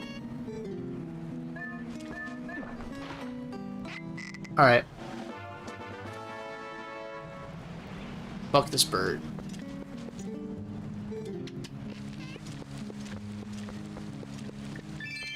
Don't need him.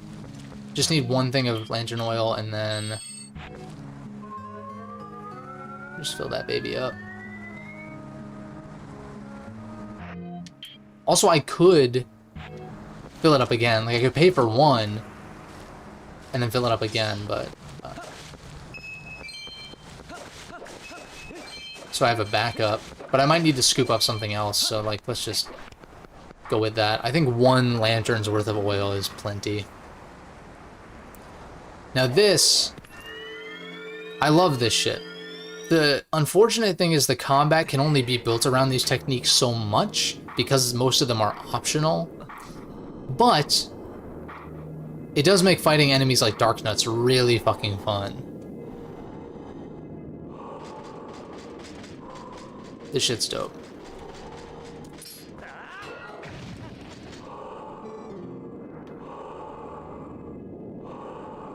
And I love that this is like all but confirmed to be Ocarina / Majora Link.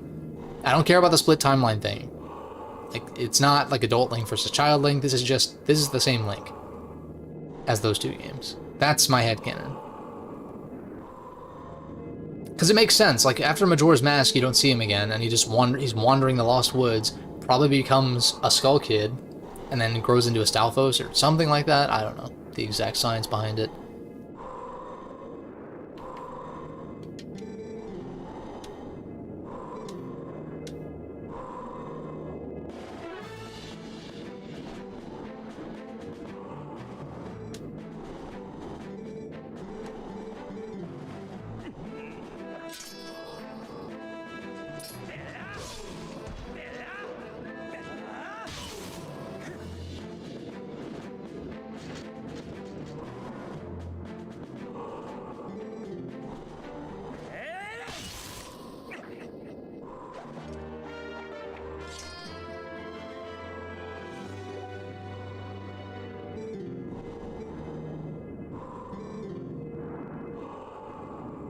Yeah. Now, the one downside of the progression of the 3D Zelda games to me is that I love the flexibility of the Ocarina in OOT and Majora's Mask. And the Wind Waker is like a slight step down from that. But then, like, Twilight Princess, the music stuff is relegated to just these sound stones. But then Skyward Sword has the harp, but you can't really, like, play it very intricately. It's just kind of like you strum up and down, which is kind of lame. But I don't know. I kind of miss that from the N64 games.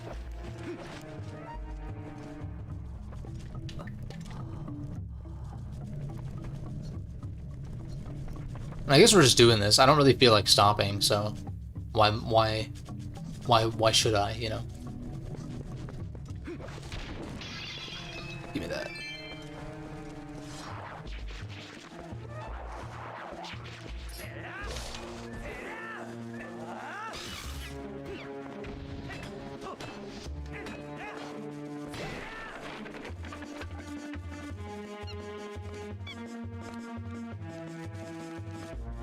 The spiders just ignore her.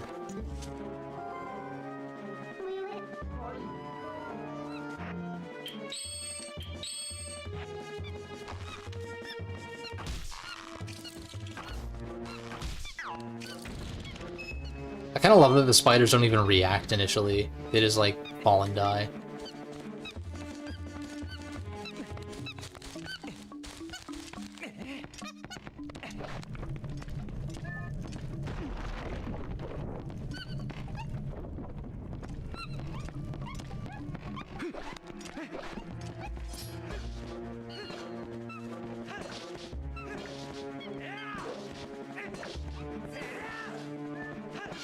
How do you...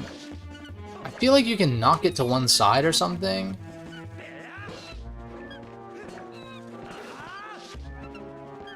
Maybe you stun it with this? Yeah, something like that. That's one option.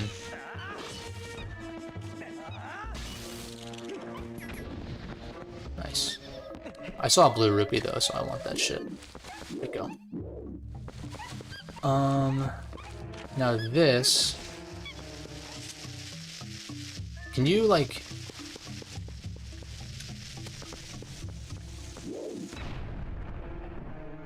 So this would be a stamp in the HD version, I think. So yeah, it's just red, like, I'd rather just get rupees, especially because of the way that the magic armor works. Not that I ever used the magic armor for anything other than a novelty, really, because it's kind of ugly. So this... Oh, that's not... Oh, you use the boomerang, that's right.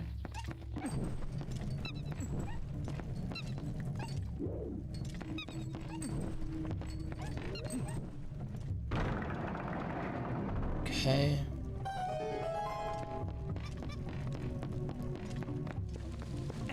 Whoops. This is gotta be like a map.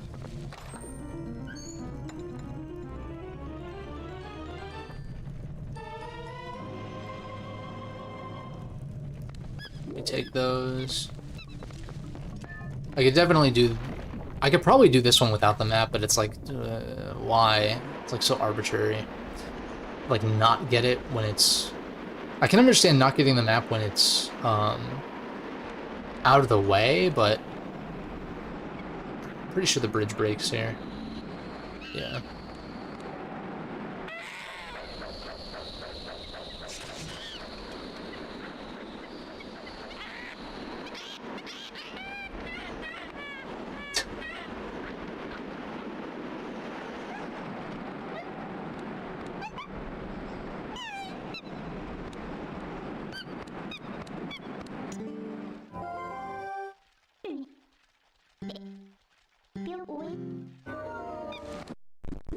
Whoa, I was like, okay.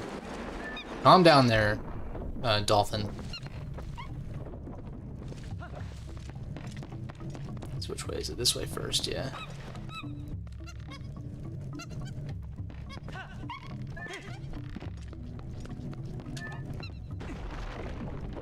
You can get Uku, or Uko, or whatever you're supposed to pronounce it.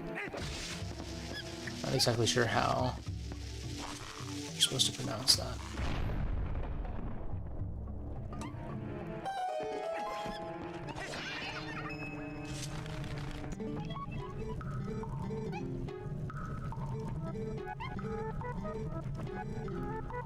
Now the thing is, I guess I never really figured out the correct way to pronounce it's her, I don't know, like the Kuko, whatever. I guess it's just Uku or Uko or something. Whatever. Doesn't matter. The point is, you do have to collect this in every dungeon in order to use it. Like, it doesn't carry over. And the thing is, there's not really much of a use for it in this dungeon, because this dungeon is just not very big. And there's not a whole lot that you could possibly go do in the meantime.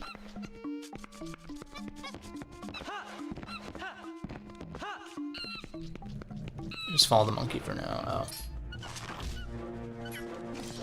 Dumbass spider. I need a small key. I don't have a key, you stupid monkey. Fuck. That is the boss key.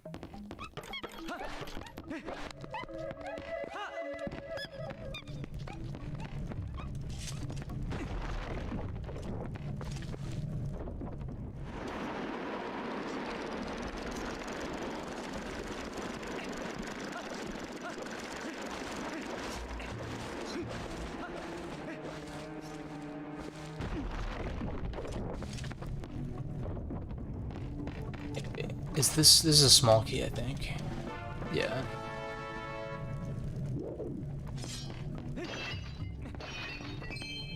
So then, because I need the boomerang to be able to turn that, so that's like after I get the boss key, pretty much.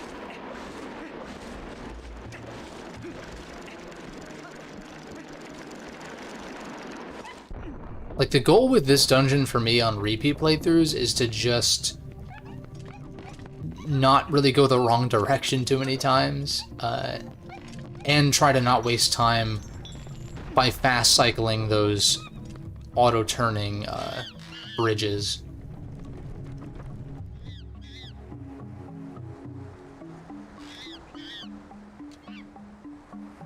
Okay. Yeah, fuck this. Stop humping each other through the damn cage.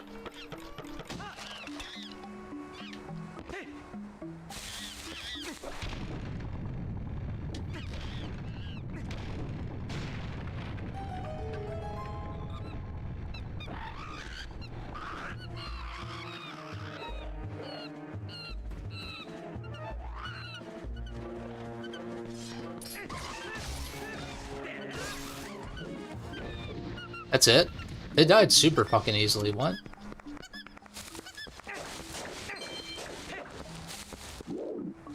Give me this.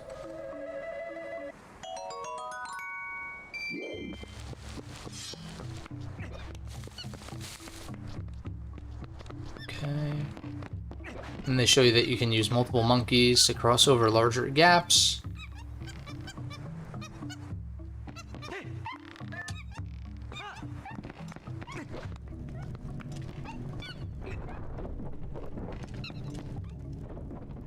So now, I know I need the boomerang to go that way. Then I go back to the central room. Oops. Go back to the central room, go the other side. Now, did the spider respawn?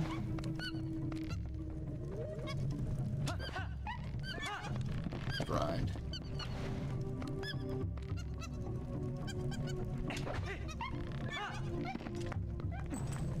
Because you can miss monkeys if you're not careful, and you would have to double back. But the map makes it pretty clear because there are a lot of, whoops, there are a lot of dead-end rooms.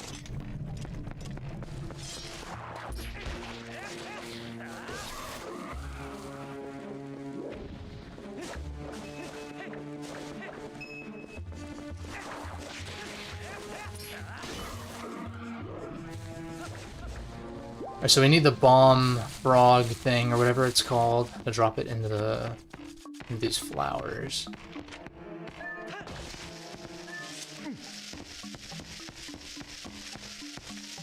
Whoops. Ball sacks. I'm very bad. I'm used to Wind Waker where you're supposed to press the damn... You press a different button to place versus throw. So I need to keep in mind that I need to, like, actually move. Nice.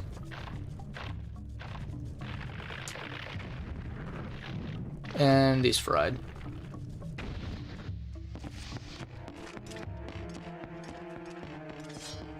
There are also hidden heart pieces.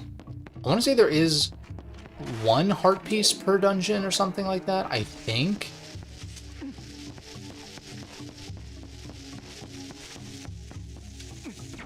Balls. Maybe I can lure it. Will it follow me? Oh, it will. Come here. Come here, you little bastard. Yo. Get hit, you bitch. Okay, here we go. Alright, that's not how you're supposed to do it. I feel like that's doable, though. It's one of those timing things where I'm like... What?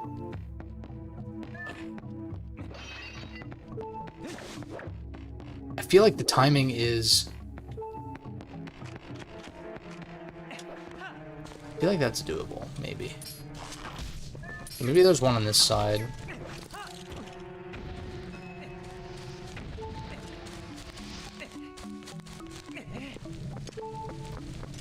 Ah, yeah, that explains it. What? Dude, seriously?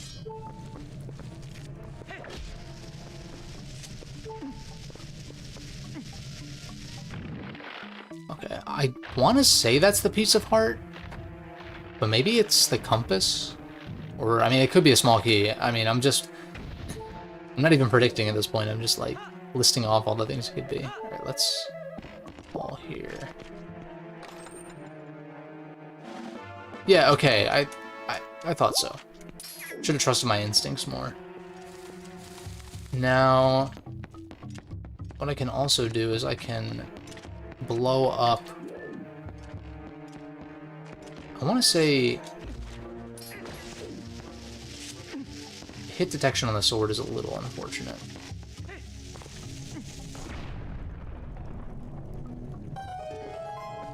We can do that, take care of this dead end.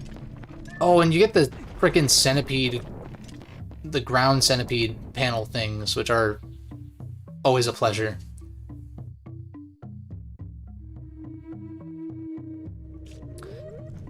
Right, but you lower it, then you get the chest. Yeah. This chest.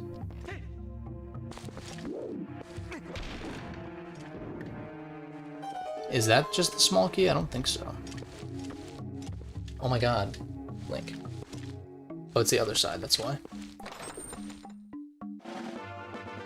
There's the small key. I do know there's something behind the, I think if you oh, maybe you need the boomerang first to... Fuck you. I think you might need the boomerang in order to get the treasure behind the thing, which is kind of unfortunate. But at least we can get the monkey. We can always double back later. And once I get the compass, it'll be clear as to what I'm missing if I want to 100% the dungeons.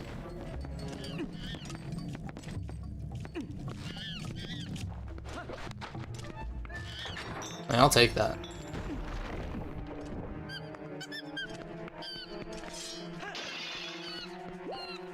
Good heart there. Nice yellow.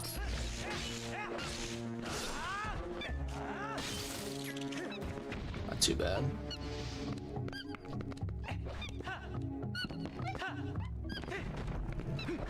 Yeah, it'll be fun coming back to this room with the boomerang anyhow.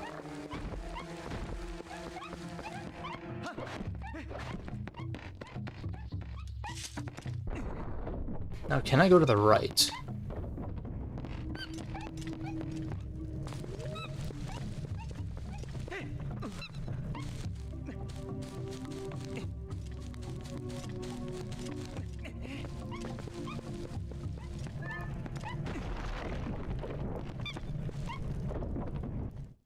Oh, this is like a... This is like a smaller mini-boss. It's not like the mini-boss, but it is one of them.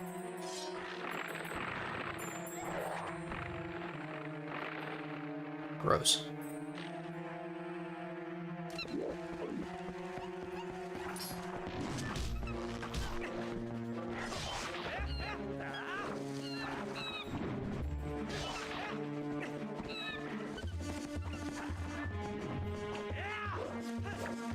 I'm gonna try to get a quick spin off.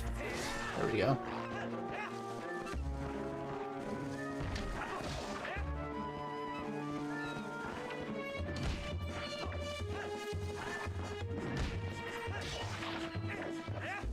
I want to say you kill the head and then...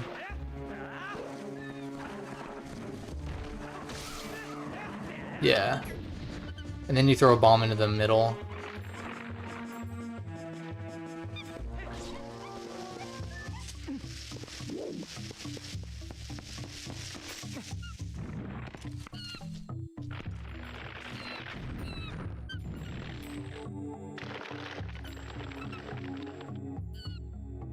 Nice.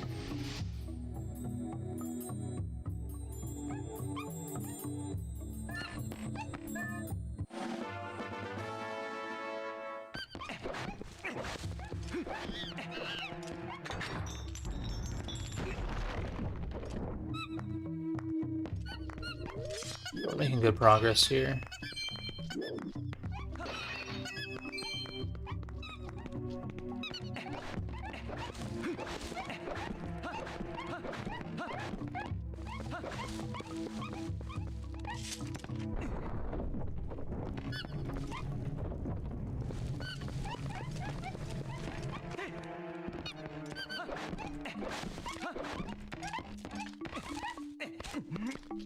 Looking at the map, yeah, it's like we're pretty much done with this lower section. And we just cross over here, get the boomerang, and then keep on schmoving. Obviously, the boss key is in that room to the right. Then you just kind of cut straight across, and you're pretty much done. And it won't be too out of my way to go back to that centipede room anyhow.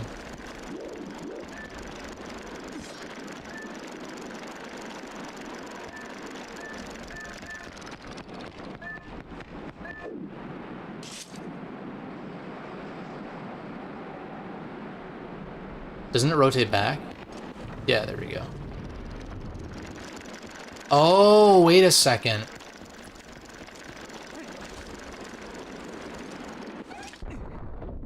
No, now I think we go to the middle.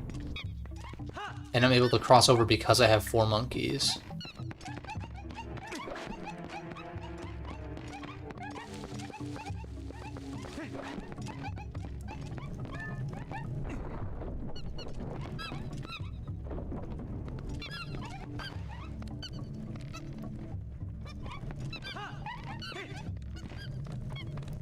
Yeah, that's right.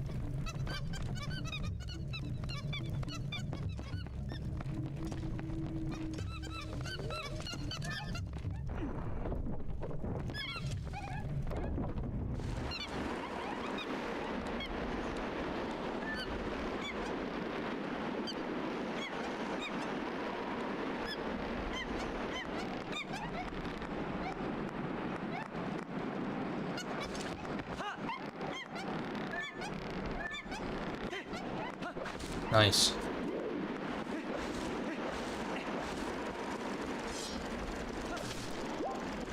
Now we fight the baboon.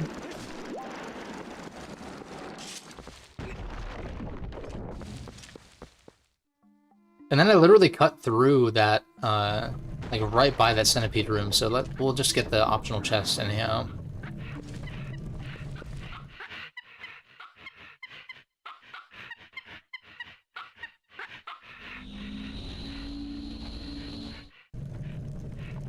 He cuts down these babas though.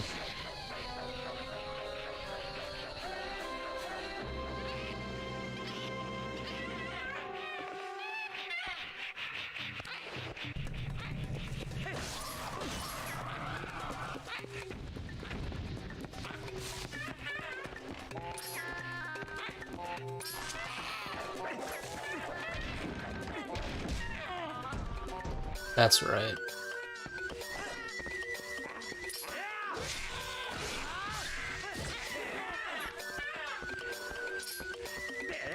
I don't know if that was the criteria for a fast cycle or not.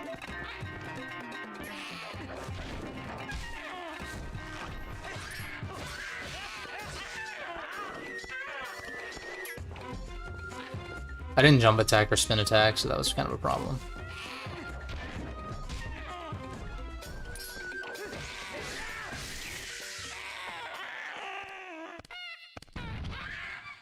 I think you can two-cycle that for sure.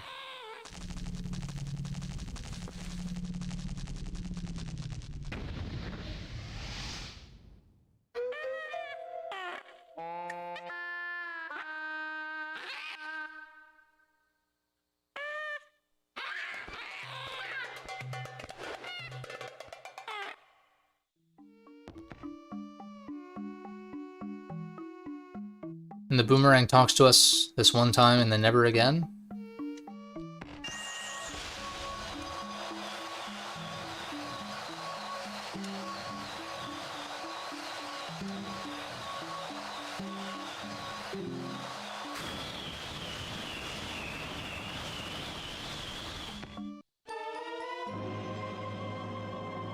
And it is cool, like, yeah, it's the boomerang again, but it's different. It has some different functions.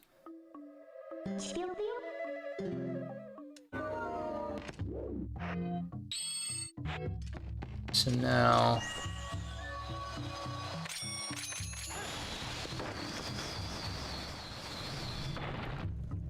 So now I can do all sorts of shit. Again.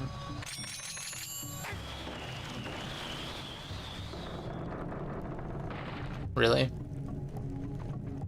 I figured if you locked onto it multiple times... But I guess they want to really make sure that you know how to use it. So fine.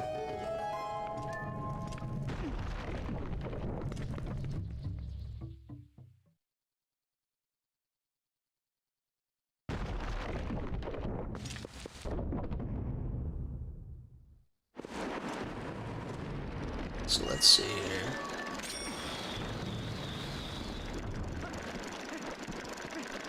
Okay, it's a good thing that I did decide to go this way.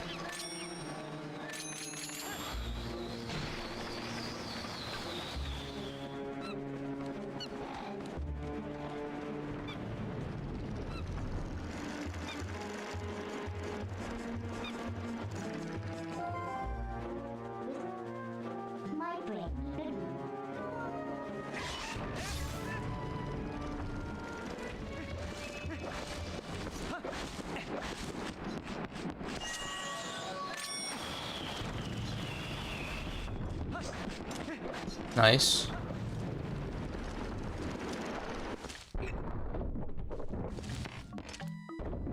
So now I'll hang a right for this optional chest.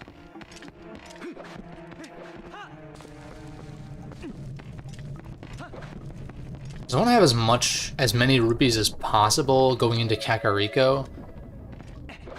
So I can buy like the Hawkeye or whatever it's called, and then like some other stuff you can buy too. It's like, pretty sure you just blow these out. Also, I guess you only need to blow that one out. The back one. Oh, there's 2 pieces of heart per dungeon then. That's kind of rad. Much better than getting fucking joy pendants a million times. That's for sure. Good thing we came back.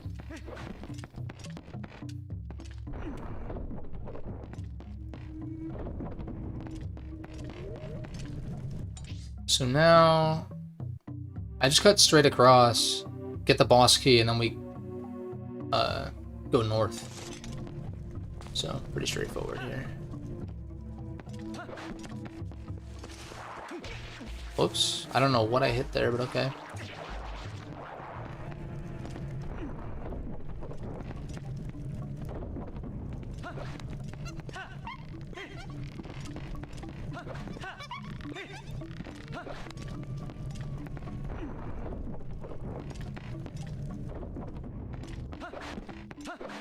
Still have a little bit left, but I kind of destroyed this dungeon as I kind of assumed I would.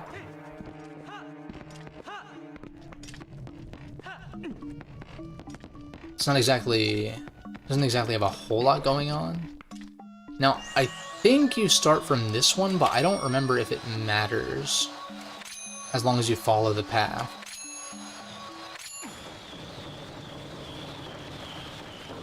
Yeah.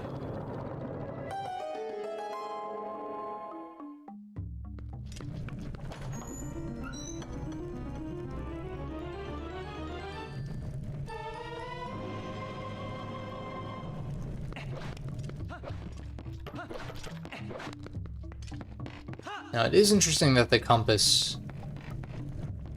has not been given to us yet.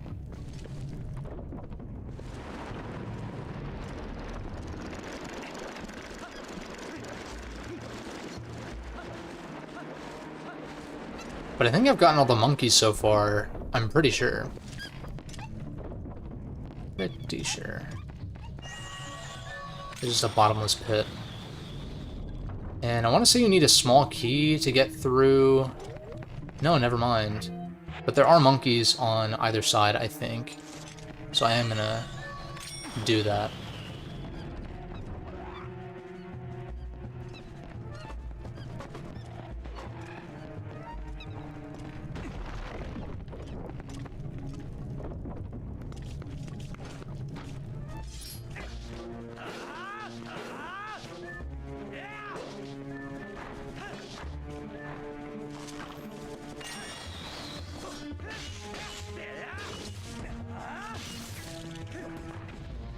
Okay, and then I think if I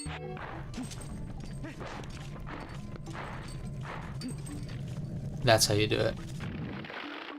Well, not like that, though, but through the actual right hole.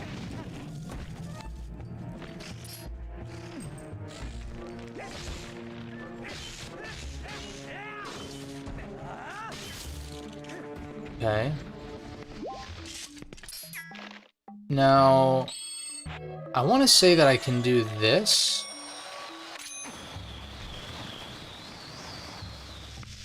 Don't know why exactly it did that.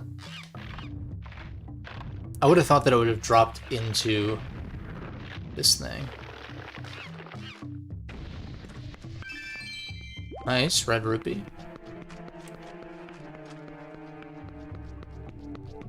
Just examining my surroundings here. Whoops. Hey, yo, can you go to the right, my guy? The climbing is kind of annoying, but it's always annoying. It's just particularly slow in this game, but hook shots do fix that later on. I want to say it's this one, I think. Yeah. Nice.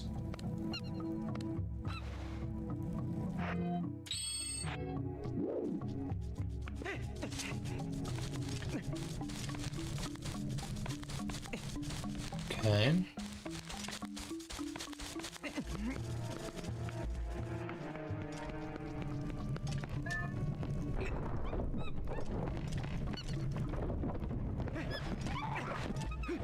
I still don't have a small key, though. So...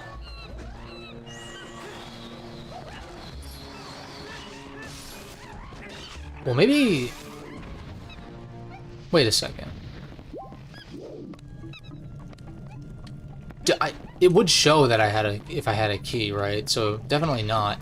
But I'm wondering now if the key that I got in here was intended for in here, but I don't think so. I think I might actually have to double back.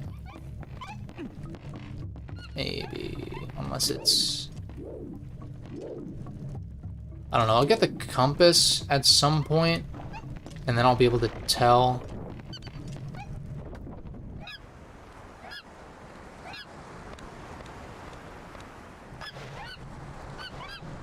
So there's two more. Yeah, there's one further up ahead, and there's one in that side room that I'm not able to get to.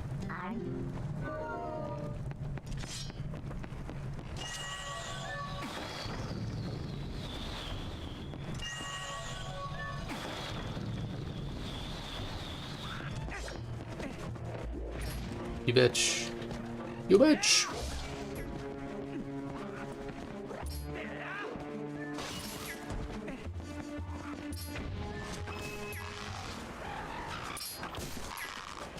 How's that not landing? Okay.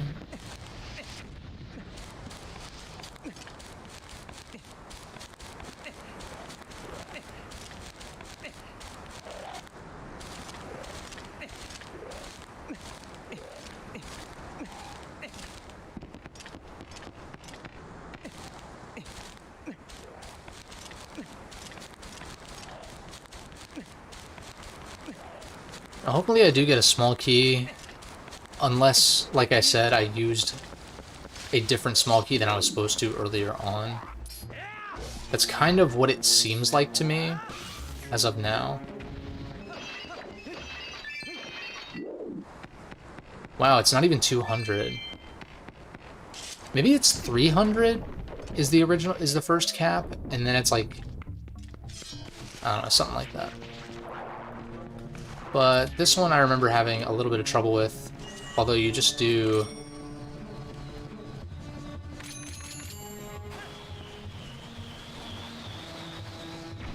yeah. It's because I used to think that you had to time it, but you actually don't. It literally just slams the bomb into the thing.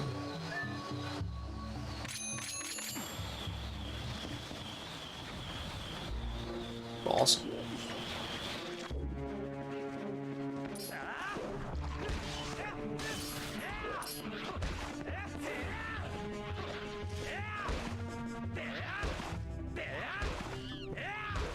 These things really can't die, huh? Or at least not like that.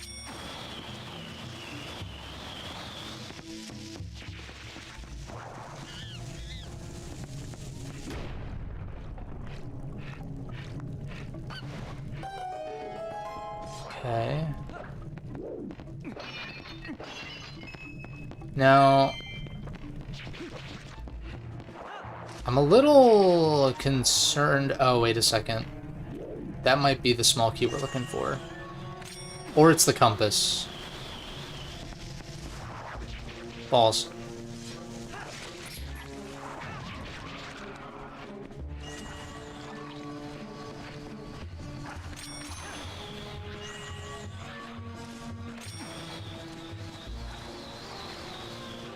Okay.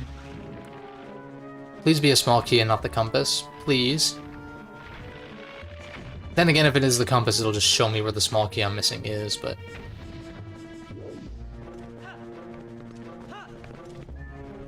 yeah, it's a small key.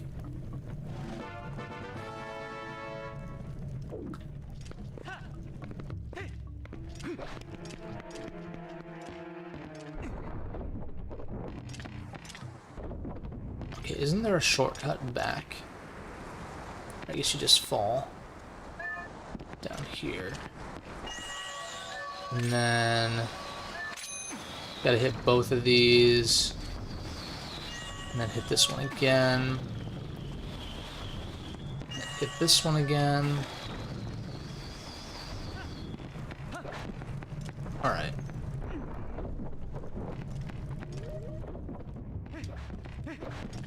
Now the question is, if I target this twice, or if I do something like... oh, you can't do that, huh? Because I'm thinking, like, what if I could target it twice on the same target, but with enough of a gap to where I can get on the bridge before it turns the second time, but I guess that's not possible.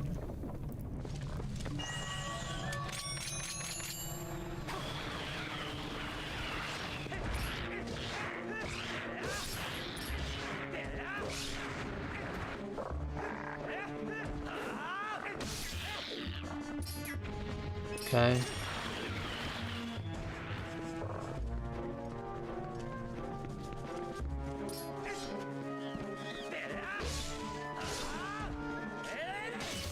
Clean.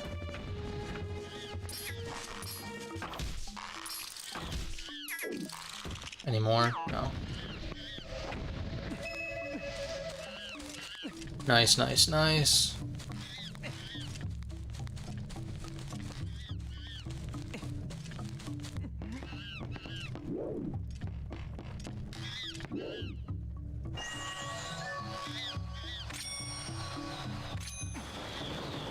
But like when I do the dungeon ranking, it's gonna be so hard for me to rank this one because it's like, I don't know, it's the one, it's a first dungeon, right? So it's not like the most elaborate thing ever.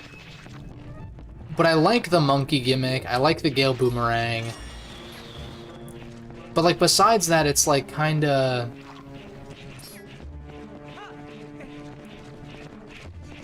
I don't know.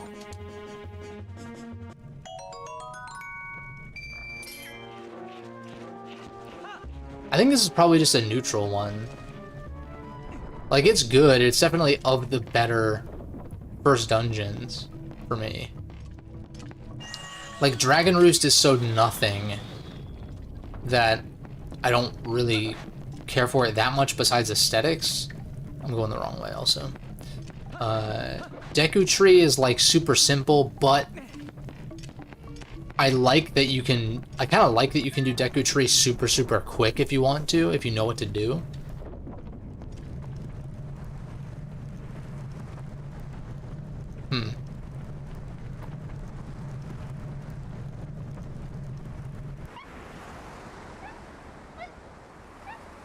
But I guess that goes to show the dungeon quality of this game. The fact that the first one is, like, really quite solid, you know?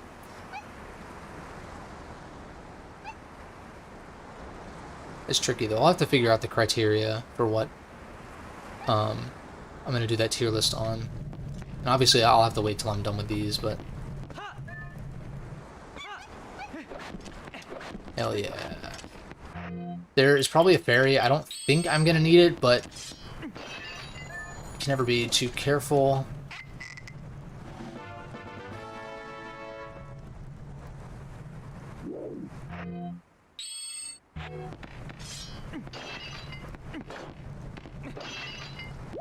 Okay.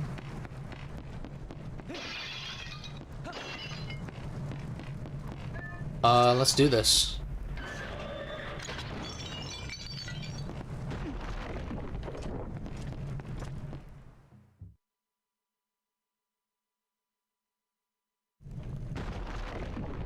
The boss fight for this one is pretty forgettable, though, I will say.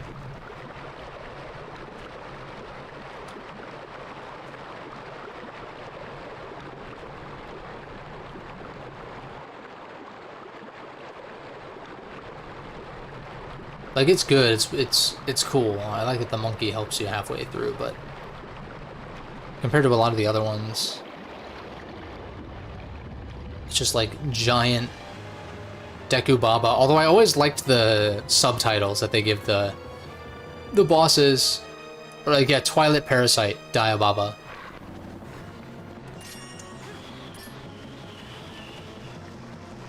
Oh, wait a second. You're supposed to, like...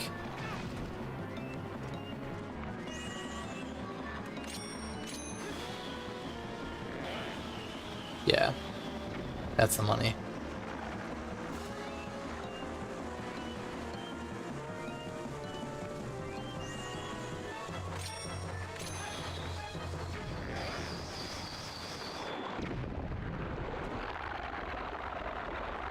And the fake out.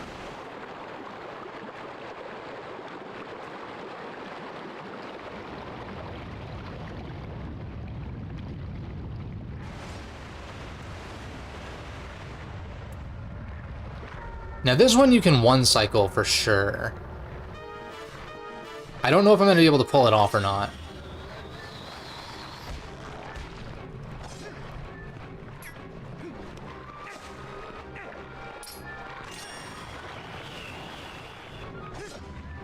Now I don't remember what... There it is. You just have to wait him out. Alright, this boss fight's pretty cool. Like, yeah, the boss itself, pretty forgettable. You can one-cycle it and shit. But the gimmick is fun.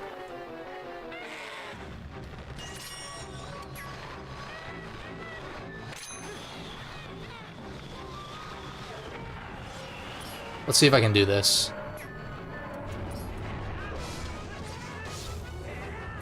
Alright, I didn't one-cycle it, but maybe it is a two-cycle. Ooh. Diababa used Sludge Wave. It's super effective. We're doing fine. Just gotta wait for him to come back with the bomb.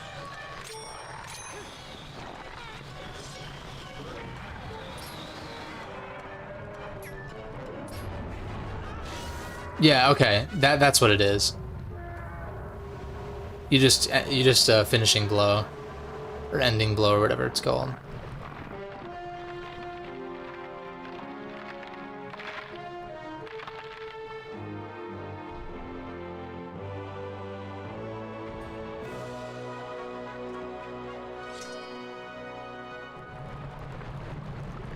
Just stabbed his hat for no reason.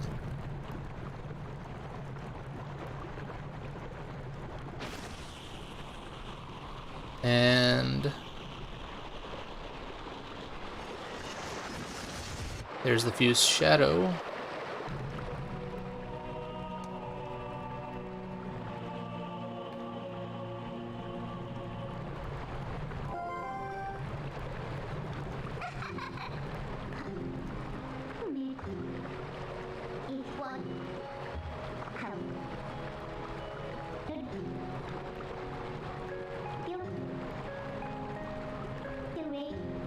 I feel bad skipping her sound effects, but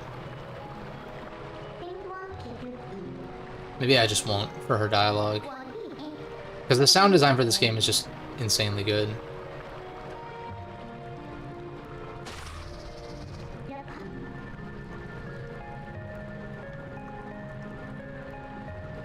I don't think I've ever skipped a heart container in a Zelda game.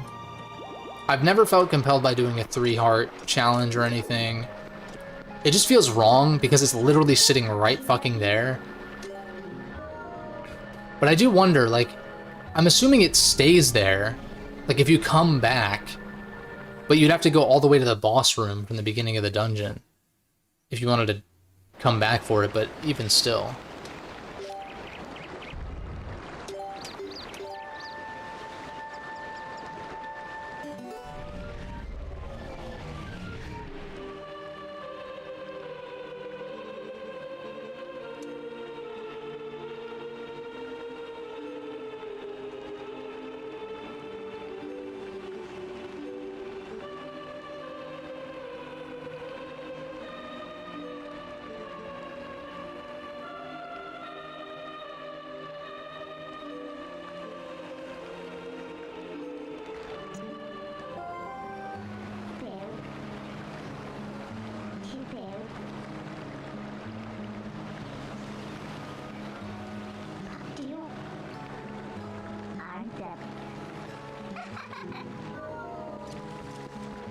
Nice.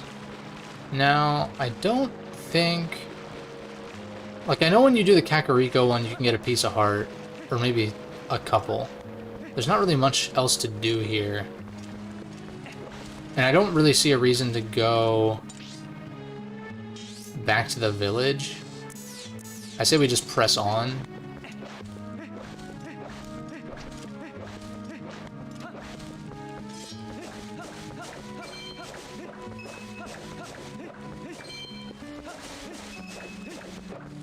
I don't know if I'm gonna do... Well, I guess you literally just head to Eldon. What am I missing with this, though?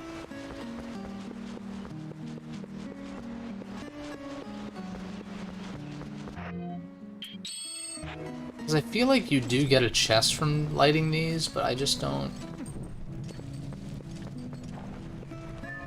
know what the deal is.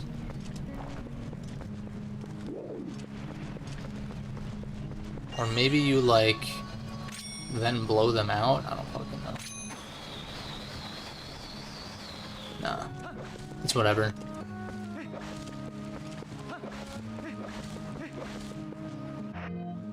I think. I have a fairy. That asset does not look great, but it's fine.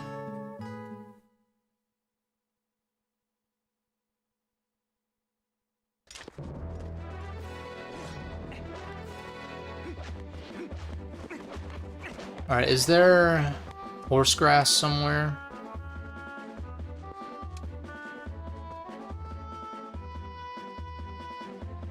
There's a chest under there.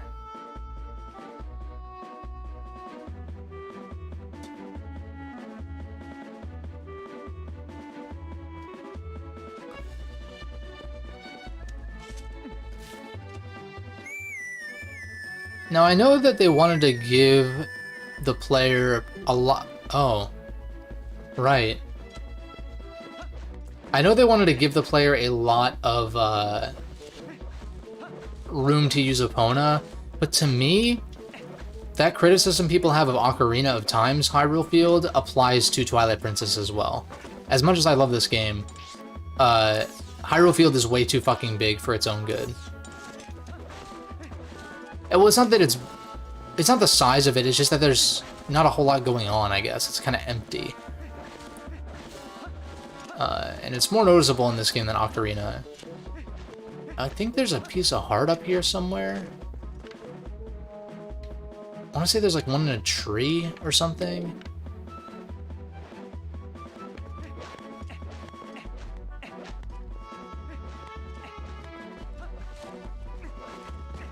I'm gonna explore a little bit.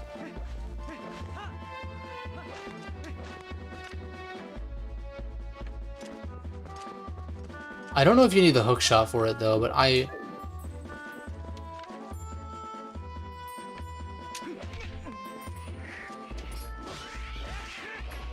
Oh, it's one of the bugs! Damn it. Nice. If I can get a good amount of these, like, that's good. That's good shit.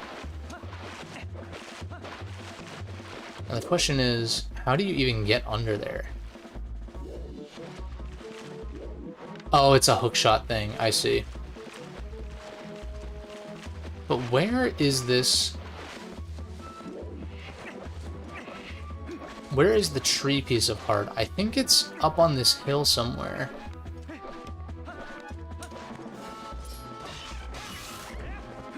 Unless it's over at this one. Let me check this one real quick.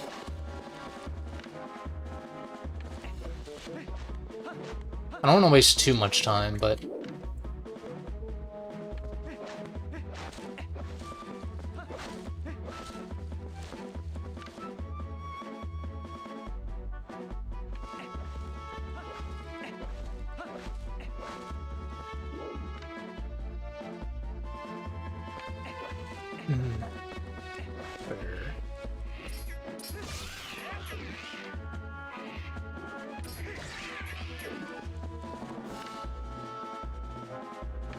No.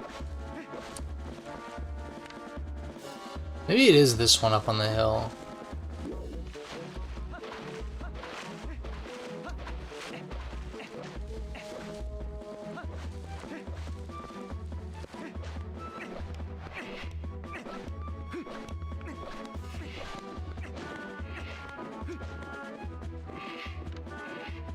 I suppose there was a way to pull the camera back.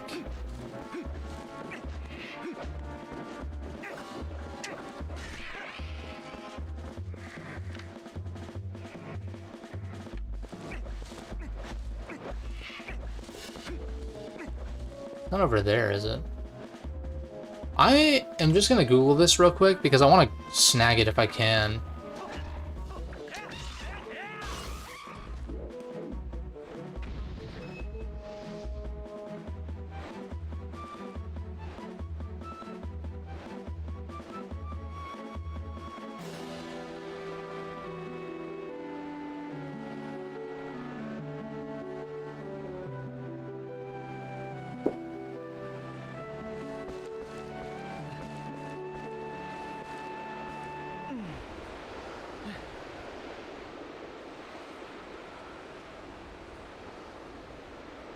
North of Farron Woods.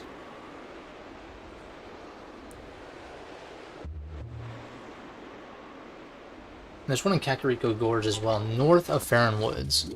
So it's... I should have just looked at the damn picture instead of reading the description. 1 second.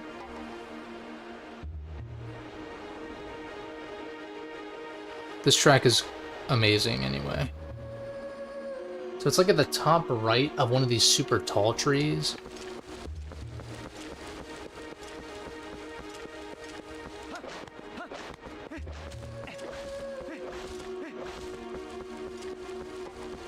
It's definitely...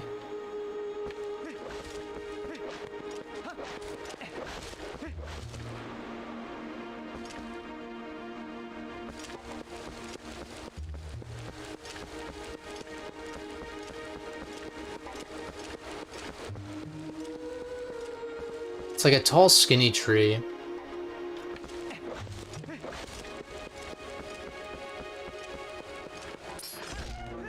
Oh, that's new. I don't remember these.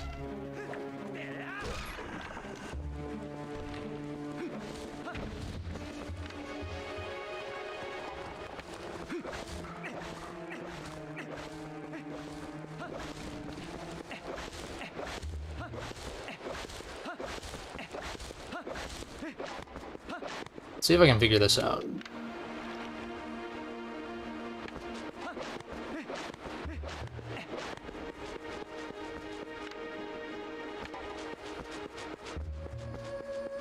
Go straight forward and you'll come to a Arise with two Bulbin warriors. After defeating them, look at the tree to the north between the bridge, or beneath the bridge. Or...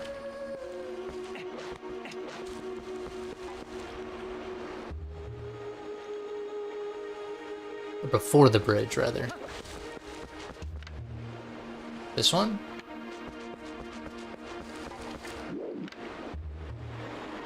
No, that's not right. Wait a second, I see it.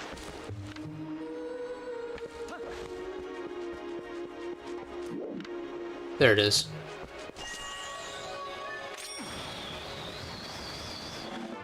Nice. Okay.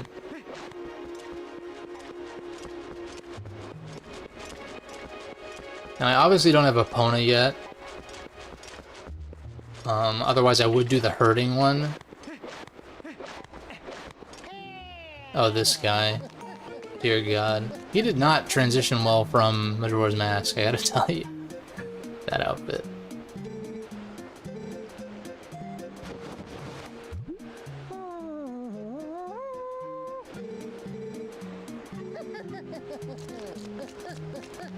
So weird.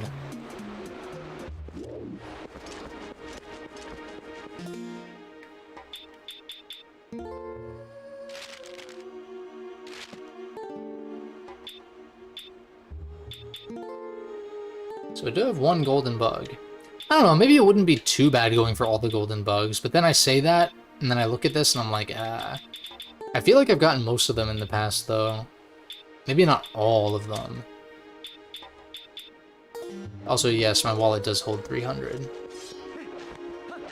I could have just checked that in the first place.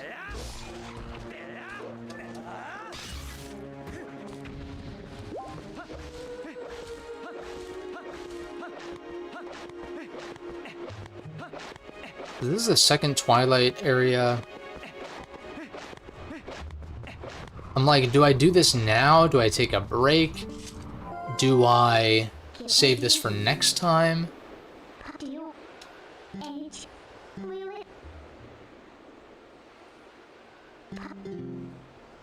Although, then again, there is some stuff that you have to do before you even get the Tears of Light, so I can at least do that. Like, track the kid's scent, get to Kakariko, and then maybe call it once I get there. We'll see.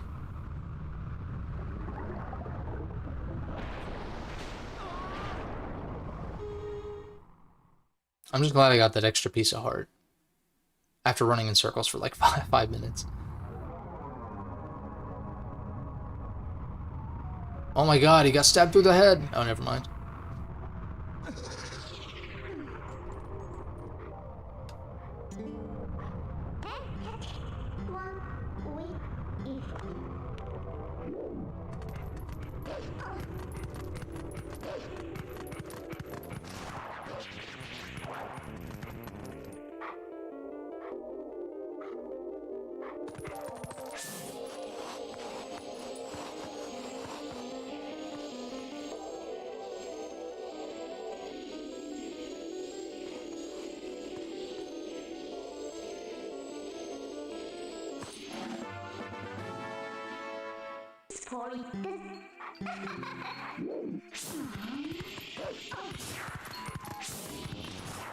And the thing is, if I know where to go, do I even need the scent, really?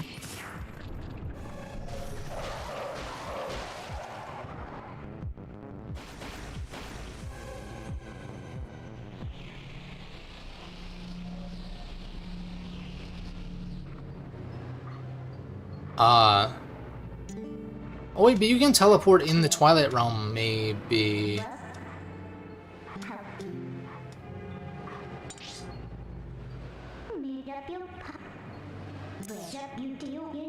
Yeah, you can.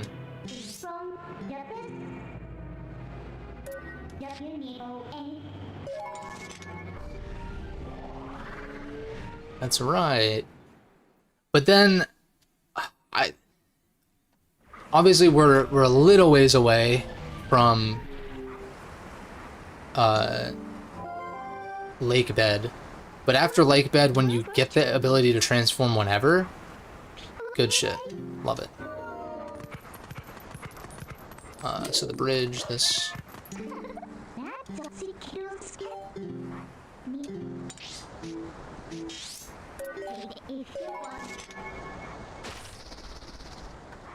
I think she tells you that you selected the wrong area if you do, but it would be funny if there were scripted events, or like, she like carries the bridge to the village or something, and it's like, where the fuck am I supposed to put this? Or, you know, some kind of gag, you know? Would be kind of funny.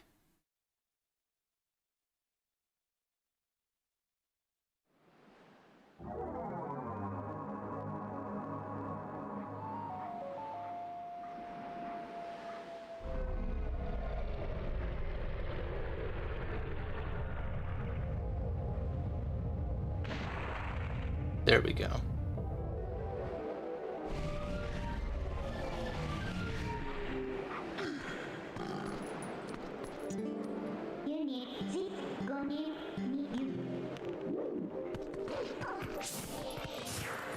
Yeah, like it's clearly up here.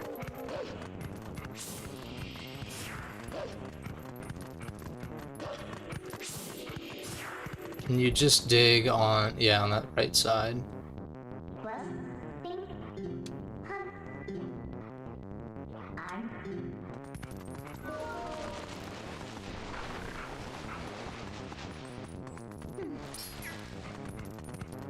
Later, losers. They didn't even aggro me, interesting. Kind of surprised by that, a little bit.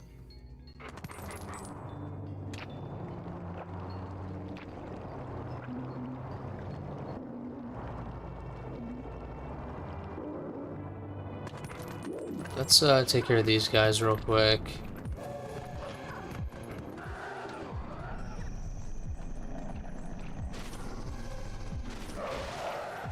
Alright, I did not release that. Unfortunately, I think... Or wait a second. You don't have to kill all of them at once, you just have to make sure there isn't one remaining. Yeah.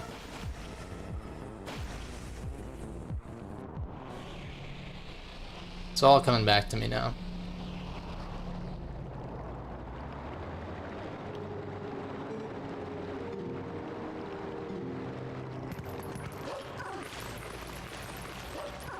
Maybe I can knock this out real quick, and then I can just do all the Goron Mine stuff next time specifically. But then again, this segment is a little bit longer than the previous Tears of Light segment, kind of. Maybe not. Maybe it's,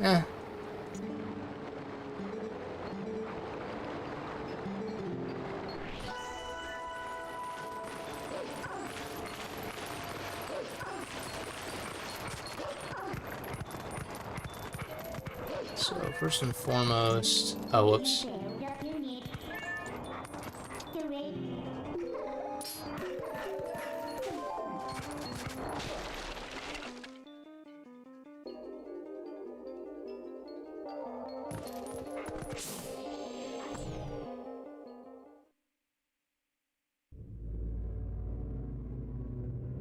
Yeah, we can knock this out real quick.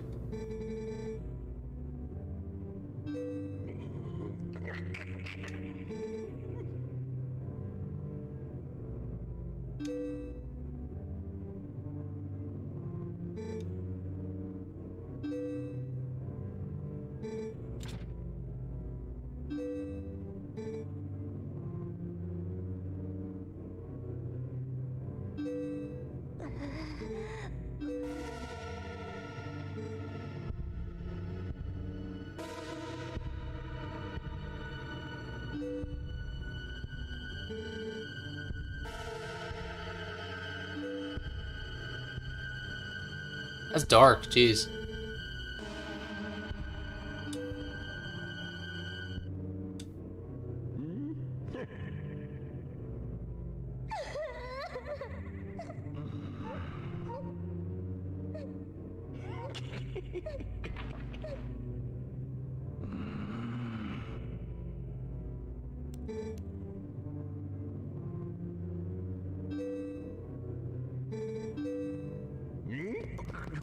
I like the bomb shop guy, he's funny as hell.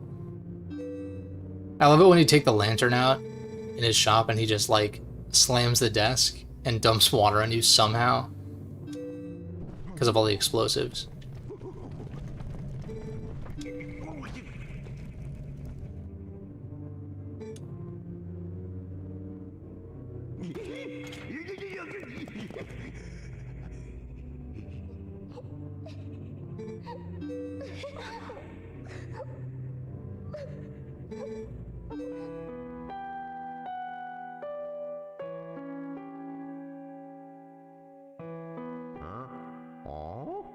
Aww.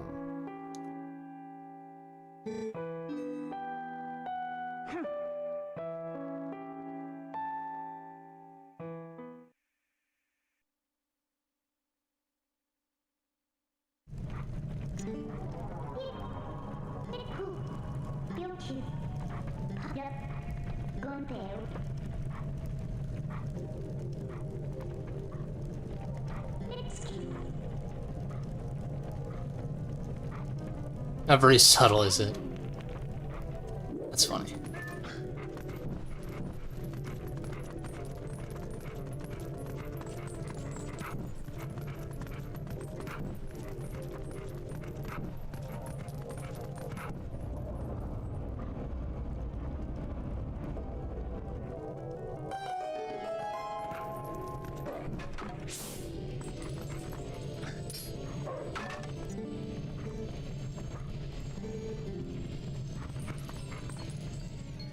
I'm surprised they didn't get startled by the fire spontaneously lighting.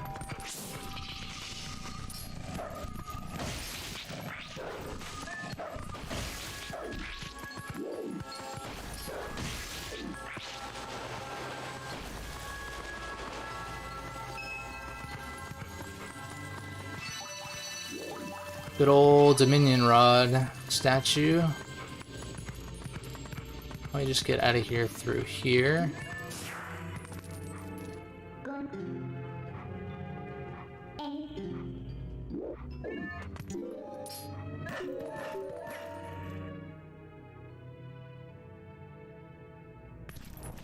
Nice. I think there's a couple out here anyhow. Yeah, or just one.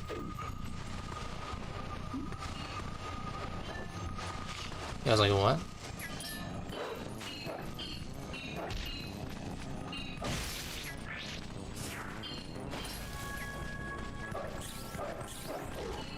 Can I get a quick spin off?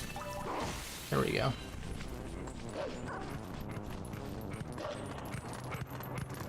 Okay. Doing all right here. Show me the map.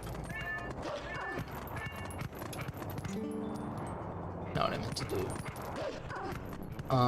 We have to crawl in.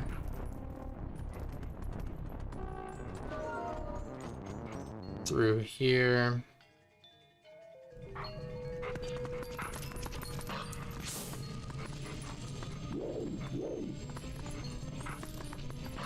There it is.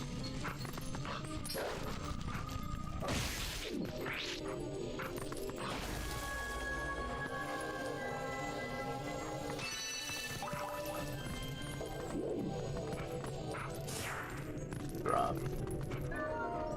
Okay.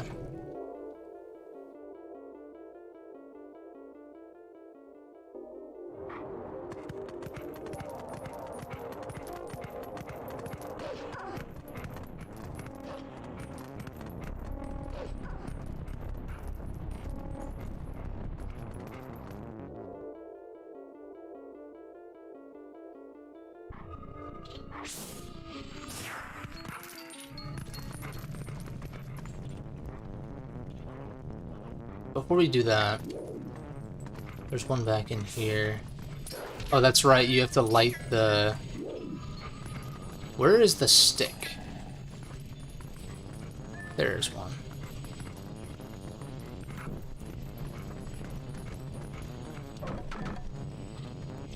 The smoke gets him out of there.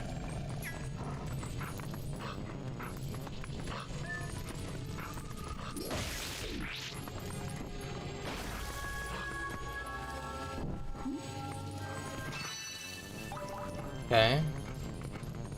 Pretty sure there's more upstairs. Also, I want to get this chest.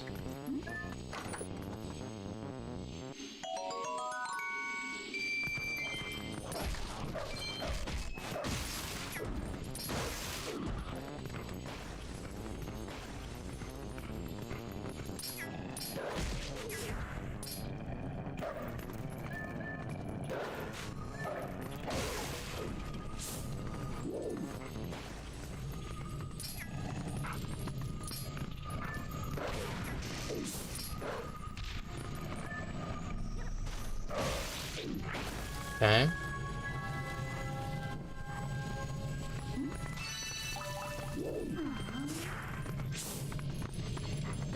Nothing else in here, huh?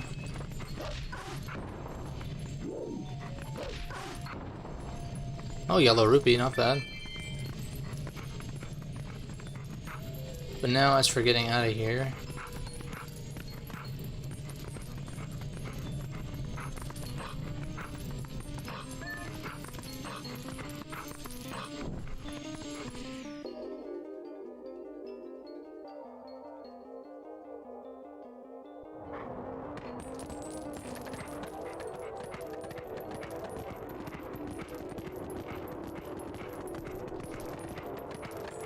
There was one by this spring, but maybe not.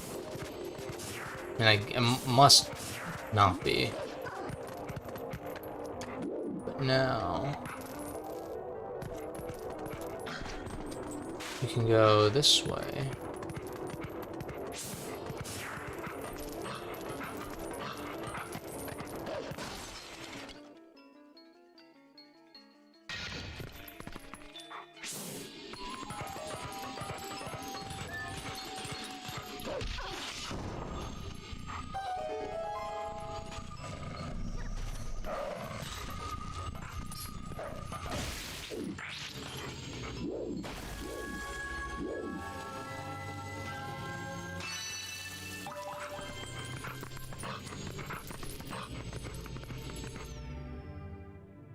We're getting there.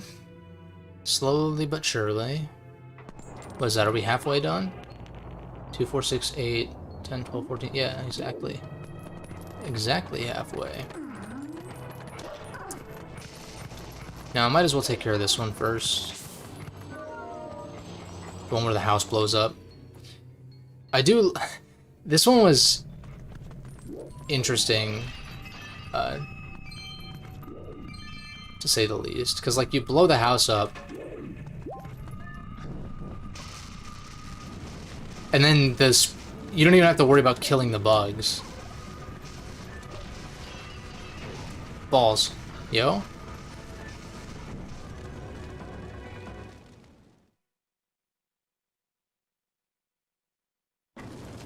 Oh yeah, it's like, duh, it would kill the bugs. I just...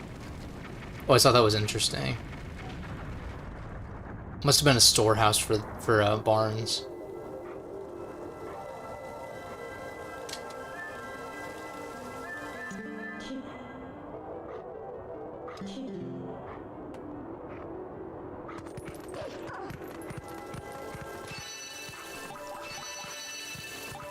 Okay. I can get the one up on the hill first, and then I'll grab that last one in town.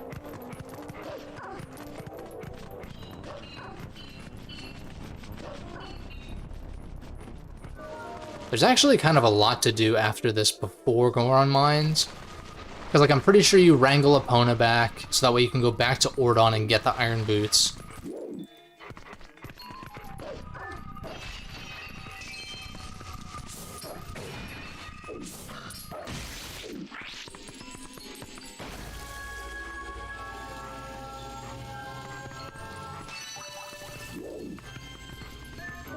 Okay.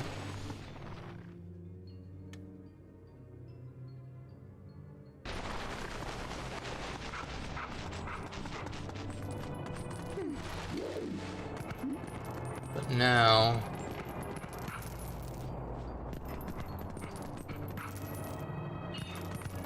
we gotta go in here somehow.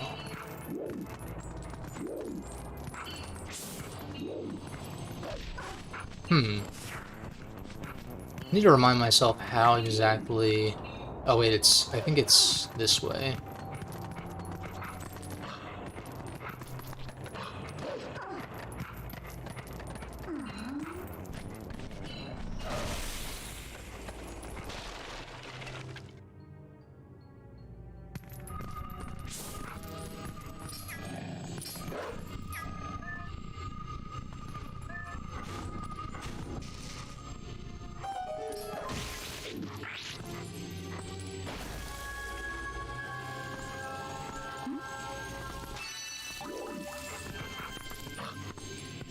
Now the way out... Oh, you use Midnight, I see. Nice. Should be it for the village. Yeah.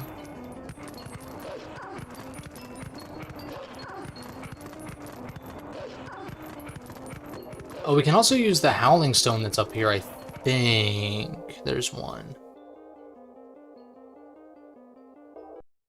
I'm pretty sure there is.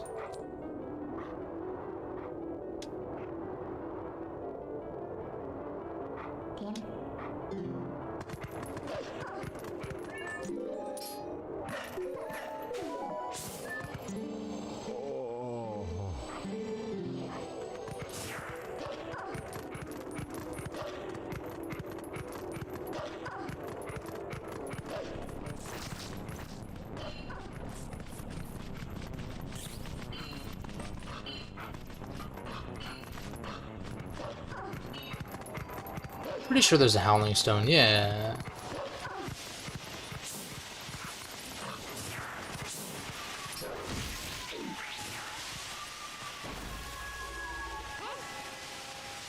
And I understand a lot of the song references more so than when I was a kid as well. Like, this is a song of healing.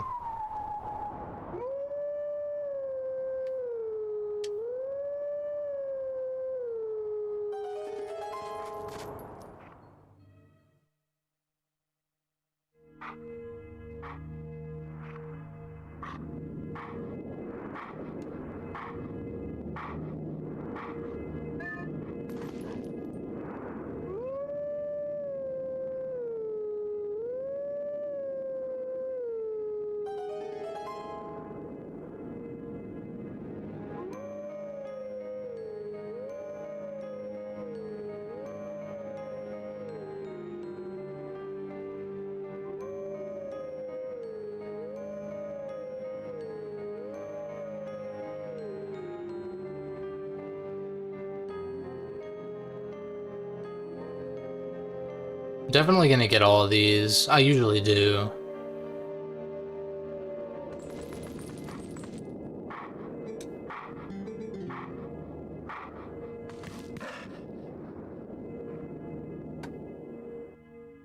But really, it's like the first few that are really useful. Like, you get the Shield Bash, you get the Roll Attack, you get the Helm Splitter. But then when it comes to like the... We can do this on our way back to get the Iron Boots. That's perfect. It's almost like the devs planned that on purpose. Wow.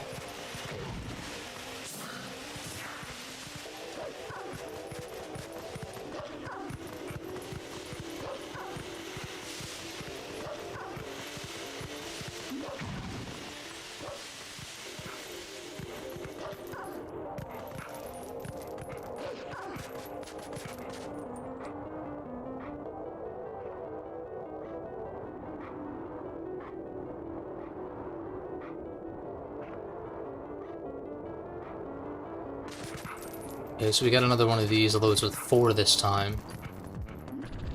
But this is so that way I can, how do I attack this guy? But this is how you're able to, take the giant meteor that falls down after this to the Frozen Zora's Domain. Which is a nice little callback to Ocarina, actually. The Frozen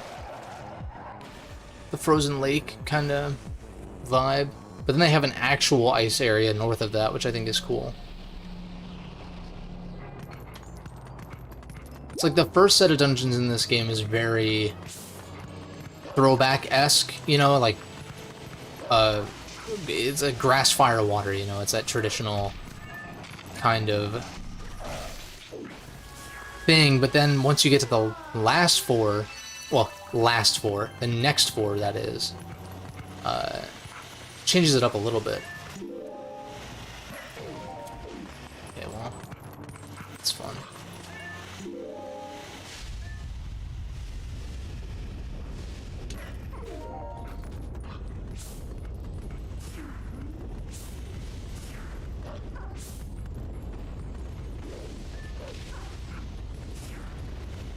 I know it's up here. Shit. I forget, does this thing spawn? I think it's when you walk back over there. Yo, can you, like, literally not? Jesus. I think I have to wait for this to stop blowing? Yeah. Right.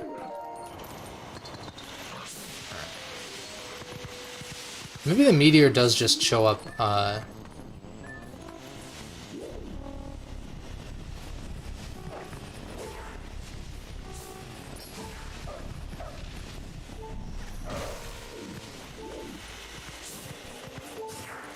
Wait a minute, where is this bug? Is he down below?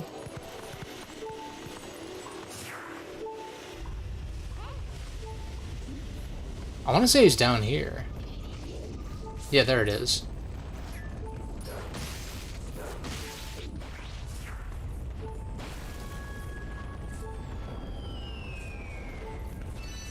That was a sick dodge from me. Now we have everything. And that's done. Not too bad.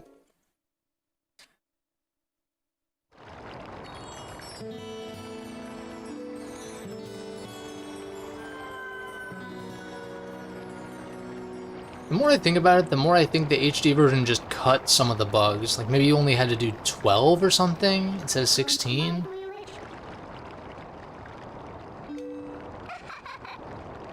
I don't know.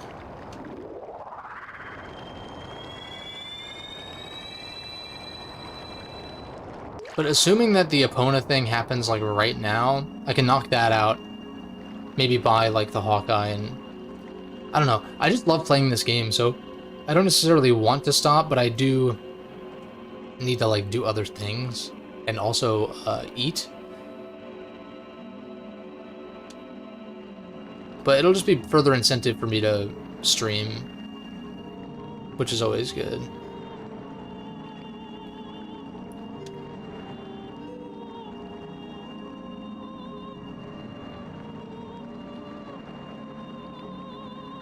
Also, I don't even know if you can buy the Hawkeye before getting the bow. Maybe you can. But I don't, I kind of don't think so, though, the more I think about it.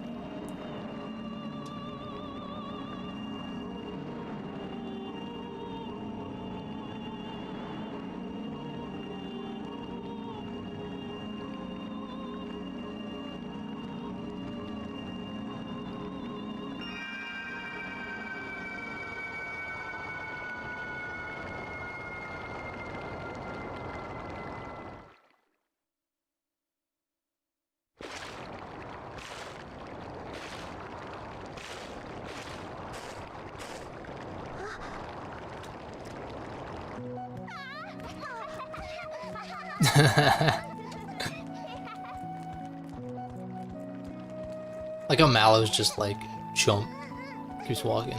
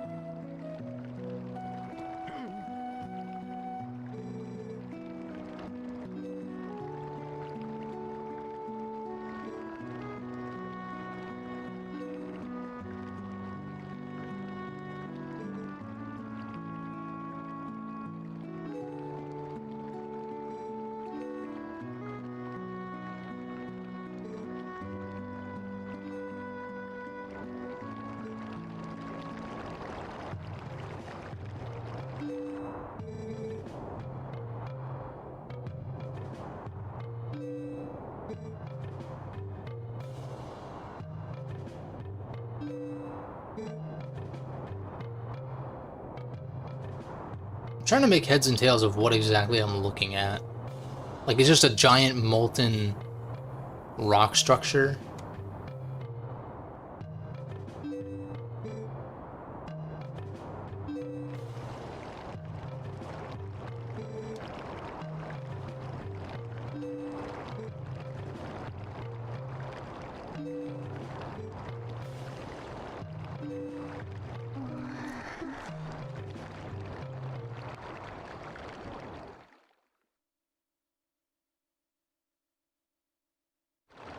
And then, don't I just, like, start running and then the horse comes through, or nah?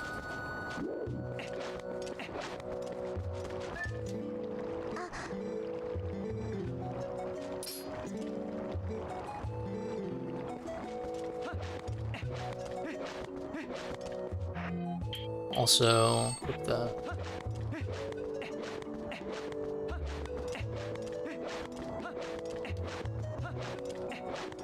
Can I buy bombs now? That is the question.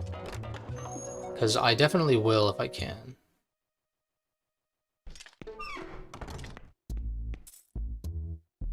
Maybe not.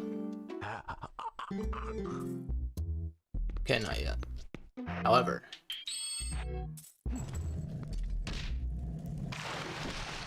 Love that.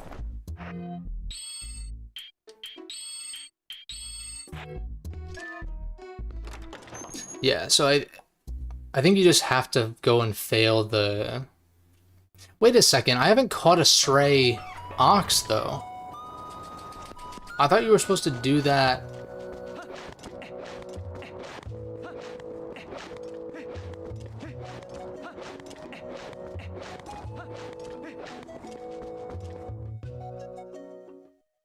I guess...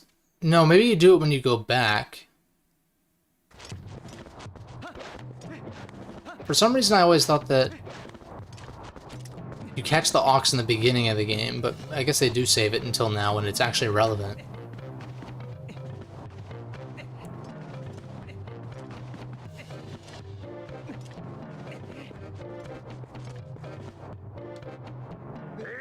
Dude, I remember trying this for so long before realizing that, you're literally supposed to just fail once and walk back. Yeah, when this game was new, I didn't know that you were supposed to just fail it, run back, and then he tells you, oh, the mayor of your village has some kind of thing that'll help you with throwing the Gorons off a cliff. Yeah.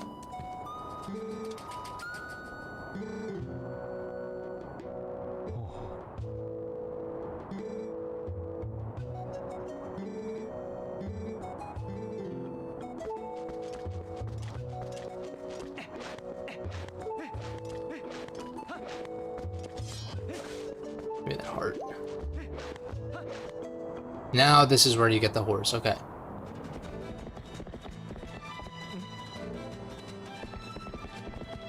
I remember this being kind of a pain in the ass, but it's just like quick time event kind of thing.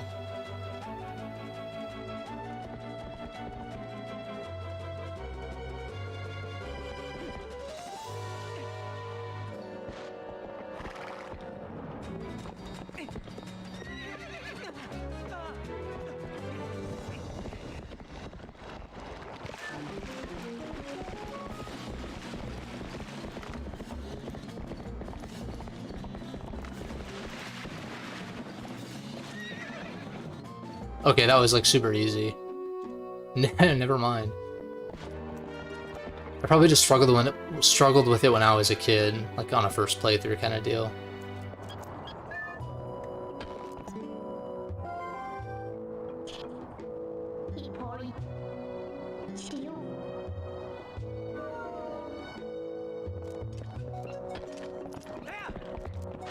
I guess I can inspect the town more when I get back.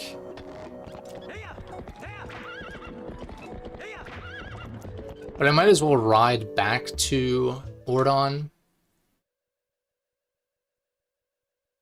I keep coming up with excuses on, like, stopping the stream, but I just don't want to stop playing, and so it's like, damn.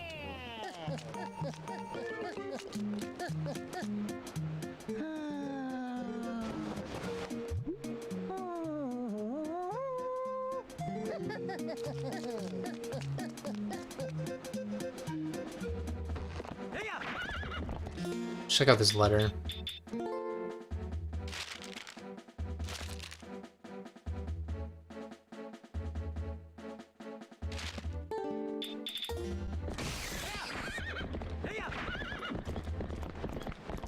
Oh, wait a second. Is this Kakariko Gorge? No, that's up here. Okay, wait a second. Can I go that way? Because there is a piece of heart I can snag. Oh, there's a golden bug. Get.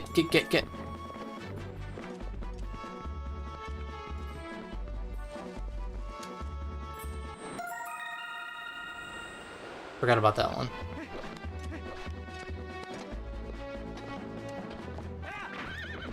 Let me try getting this heart piece in the gorge.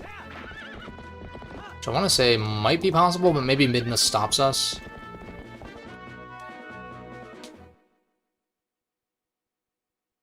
I don't remember.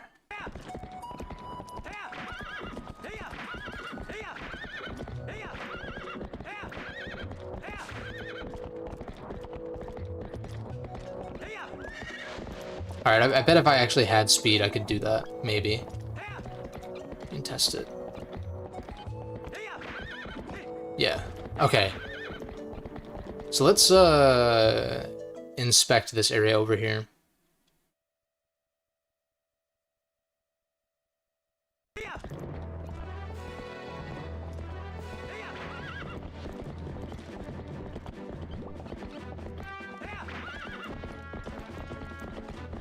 So there is something up here for sure. But you need bombs, obviously. Yeah, no, that might be the heart piece that I'm thinking of.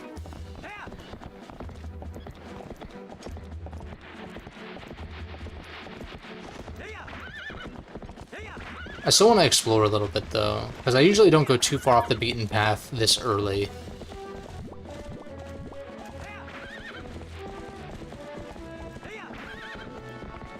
Like, this is just a way back. But is it blocked off by a boulder or something? Yeah, it is. Okay. There we go.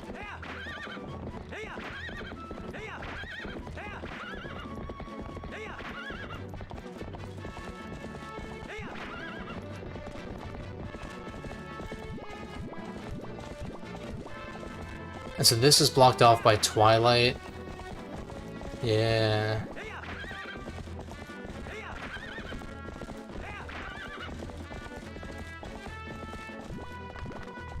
That's a golden bug. Dismount. Come to Papa. Get over here.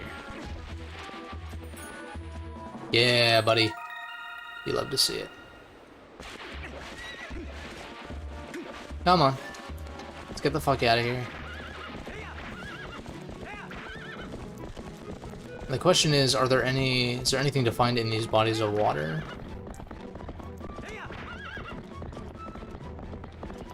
I doubt it.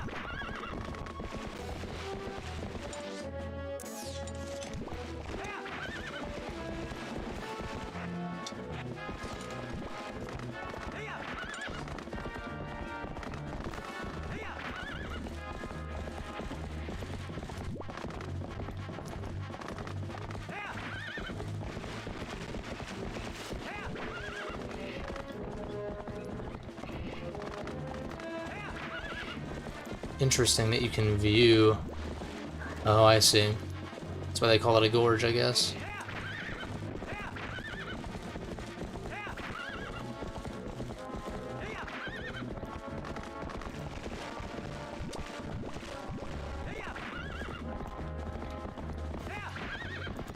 And oh, wait a second. I'm pretty sure you can grab golden bugs with this, probably. Yes. We're getting a shit ton of these, man. I see another one over there, I think. Or is that just a Skulltula?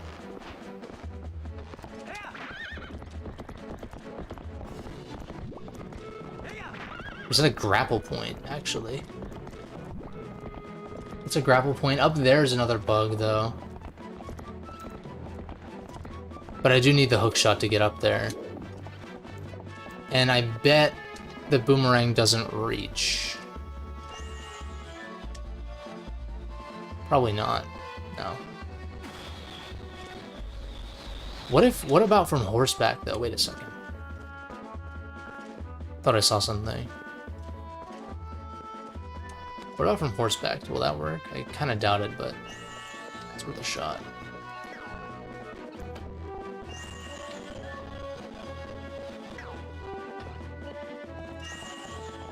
Yeah, I'm just gonna have to wait till hook shot to get that one.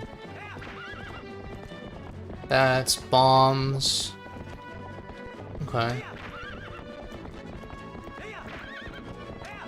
We'll be back here soon enough.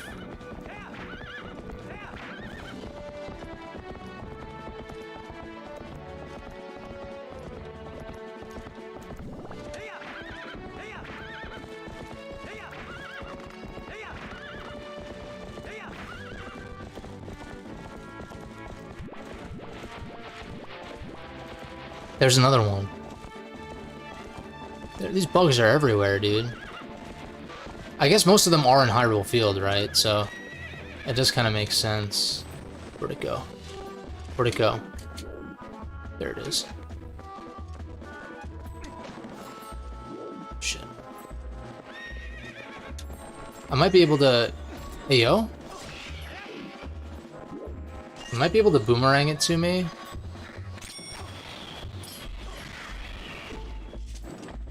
Alright. We got it.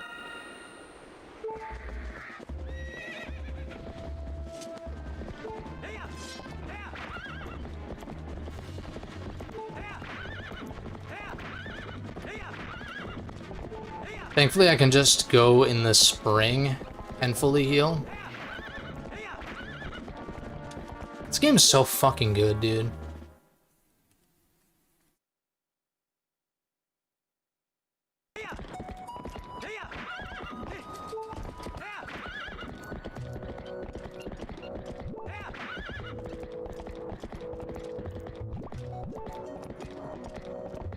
Now, can I heal while I'm on horseback, or does it have to be... I bet I have to actually be in the water. That's fine.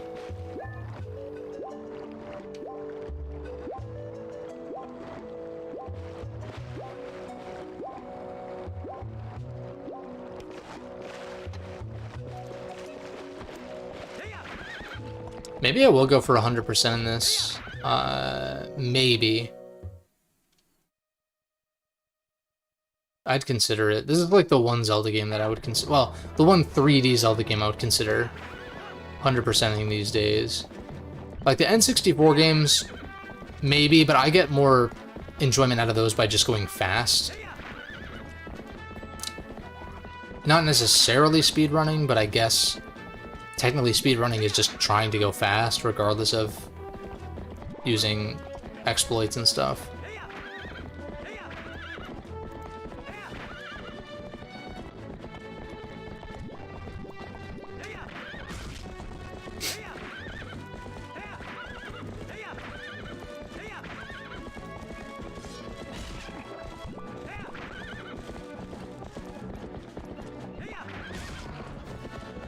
Oh, I missed him. Damn it.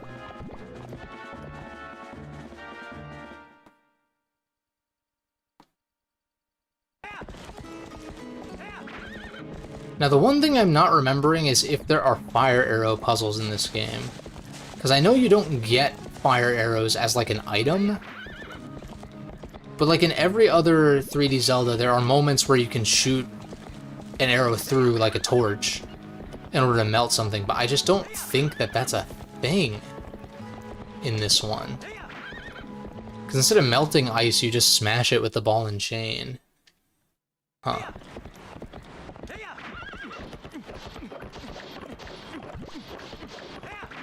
Oh, we can do this.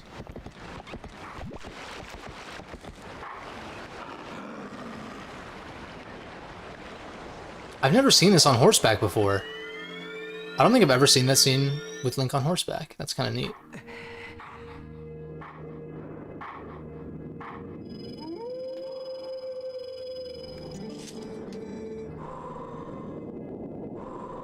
Yes. Pretty sure this is the shield bash. But we gotta show him the last one first.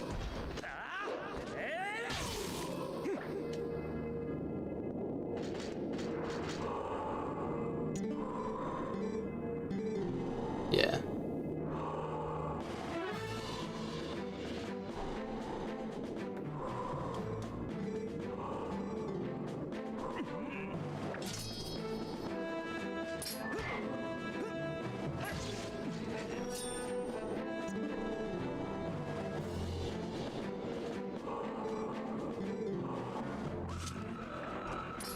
Oh, I see. Yeah, yeah.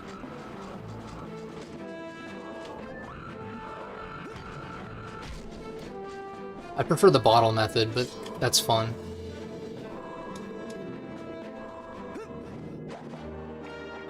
See, this one's so simple, but it's like the foundation of several of the other ones. Like you shield bash to stun. It would be cool if these techniques... I would like to see a Zelda game, like, if only the sequel to this game wasn't crossbow training. I don't know if that's a sequel, necessarily, but, we can leave a pony here, I guess. The, it would have been cool, I don't know how they would have done it, but, like, I would like a Zelda game with all the hidden techniques, basically, from this game, and maybe more. But the combat is built entirely around them from the get-go to make things more complex early on, if that makes sense. It's similar to, like, how in, like, Metroid Prime 4, I'm really hoping that you start with space jump. You know, you start with that double jump, so that way it's more interesting to traverse instead of limiting yourself to just one jump for a while. It can be satisfying then getting the double jump and seeing all the new places you can go, but I don't know. I prefer the depth to be there from near the beginning.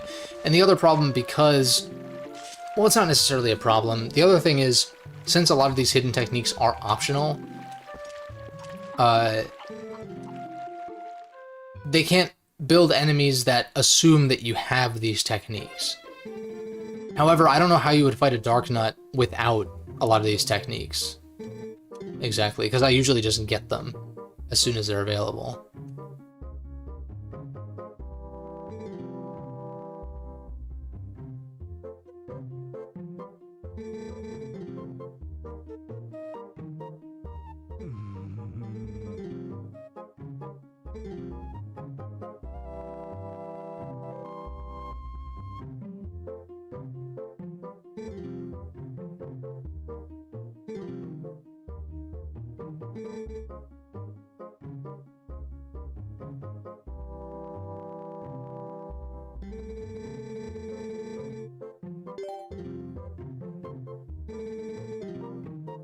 Time to sumo wrestle. This is a fun mini game. I don't think you can really do it.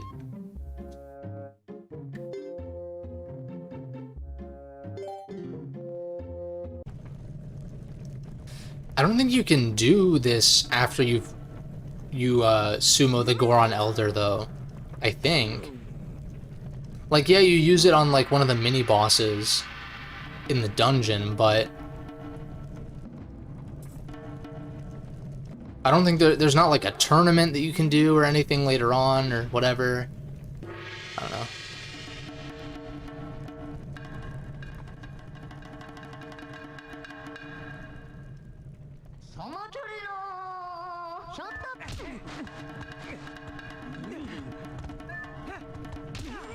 Balls. Good.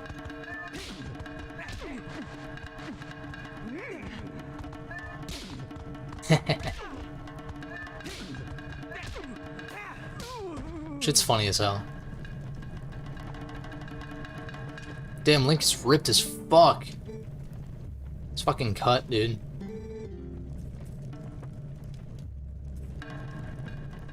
Another one. We get a nice glimpse at the mayor's asshole.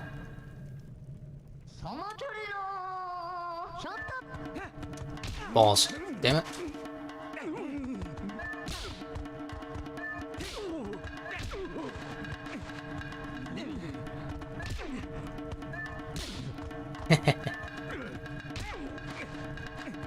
Gotcha, bitch. That's a far cry from when I first played this game, that's for damn sure.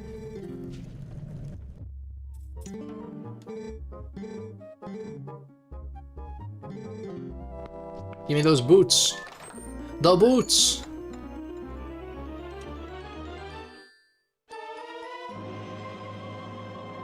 The iron boots. Okay. Let's go. Boomerang becomes, I wouldn't say useless, but not like super commonly needed. Is there anything else in here? I feel like there's another chest with like money. But then again, my wallet's almost full anyhow, so.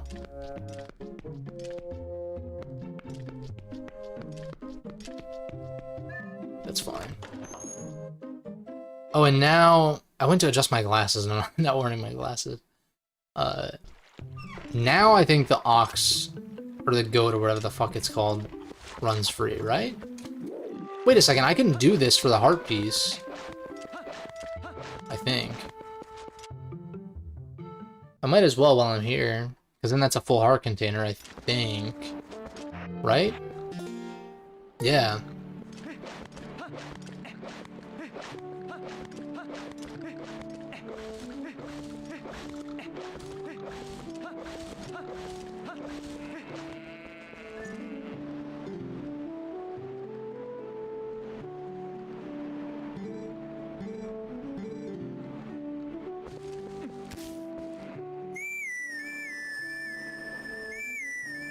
What is that in the barn?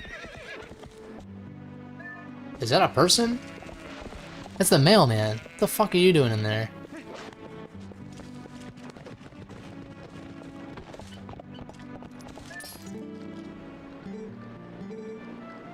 Let's do it. Let's not fuck this up, because I think you have to do it sub-minute, maybe?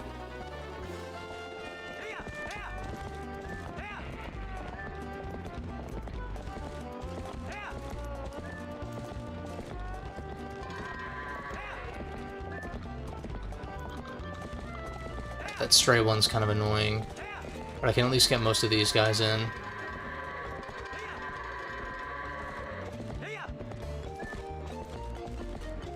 He's not gonna... yeah, there we go.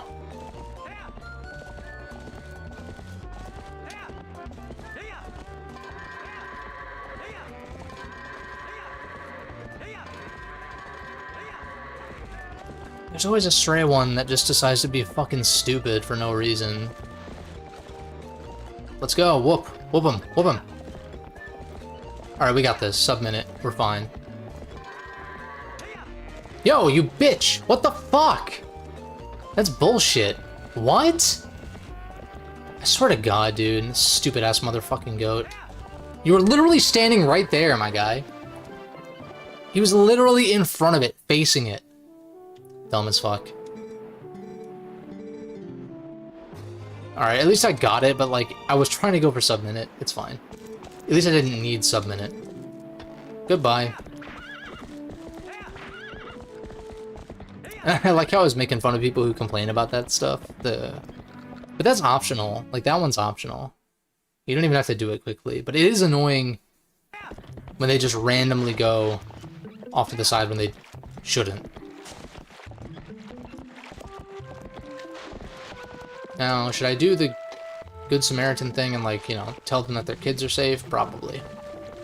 Do I need to? No. But might as well.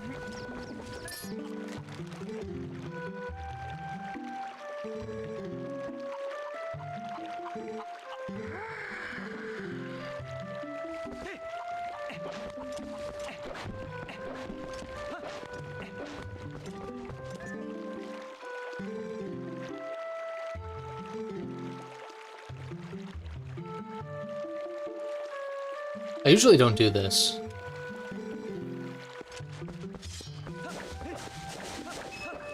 Might as well.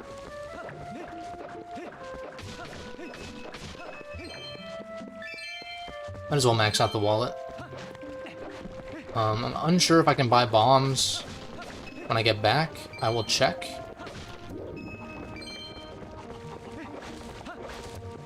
Because I forget if, I forget if... What's it? If you have to fight the dude on the bridge right away... Wait a second, there's something in my house in the basement that I've not gotten yet, I think.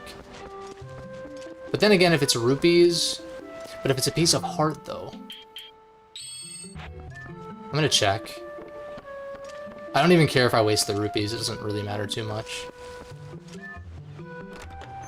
Because if it's a piece of heart, then I definitely want that.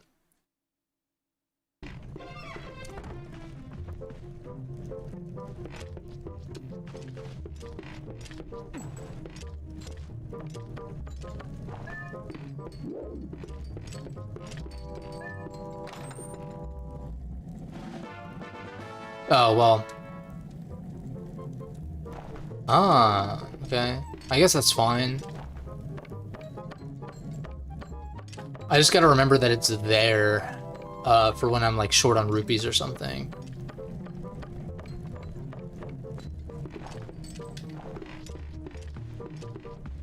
Somebody remind me when I'm like a few more dungeons in to grab that purple rupee.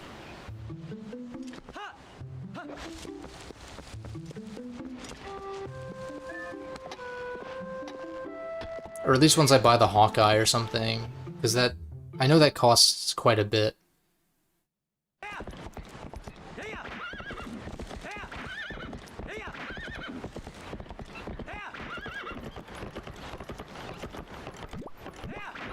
Wait, isn't it weird that you can't teleport? Like, because Midna can teleport you as a... Well, no, I guess you transform into a wolf before you teleport. Never mind. I was just thinking, like, you teleport to areas that are not covered in Twilight all the time.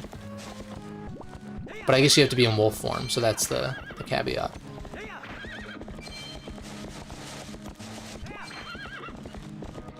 Still unsure what the deal is with that one.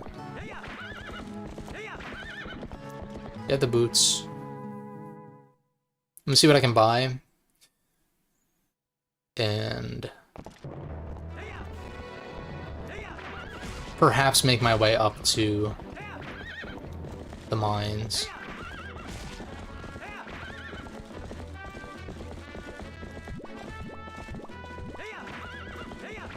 But I want to see if you have to fight the king, or the... I forget what they call him.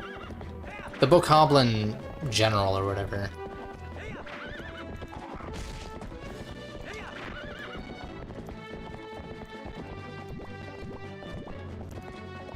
Wait, didn't I get this bug already? Wait, can you get duplicates of them?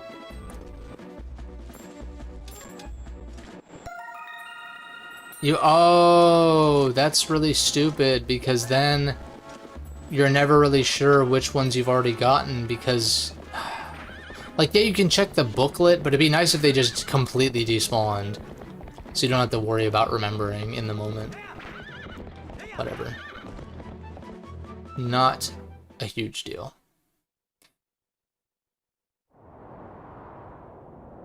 And I feel like, yes, the kids do get kidnapped again. Yeah.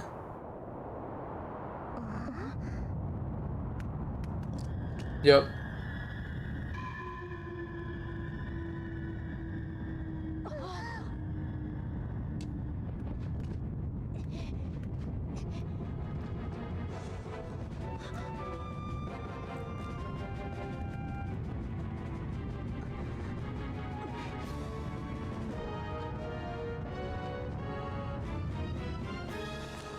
Character development.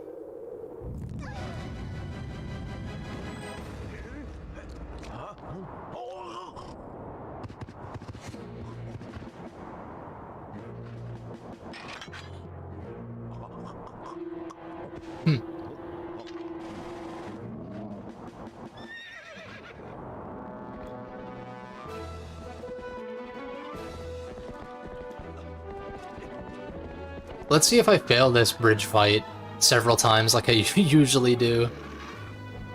I think I've got it. This shit's so dope, though. Like, not just conceptually, but, like, I love the bridge fight, and then, like, when you fight Ganondorf, and there's the whole riding section of that fight. Like, Skyward Sword just took away the whole mounted everything, and just, I don't know. I wouldn't say that I'm dreading my Skyward Sword playthrough, but I'm just like, that game is very long, and I'm hoping that the HD version really did trim some of the fat. Or I'm hoping that the changes that it made are noticeable in the pacing.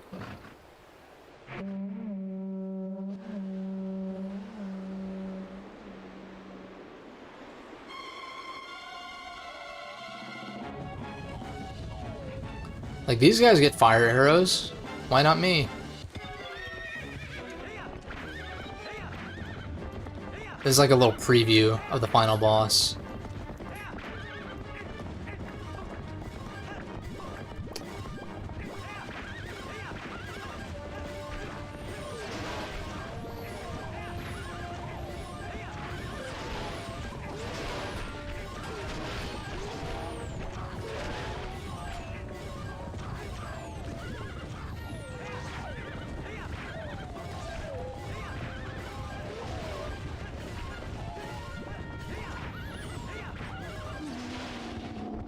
Okay.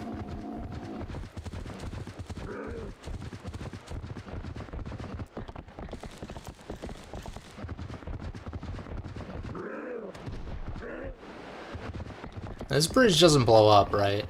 It's the other one.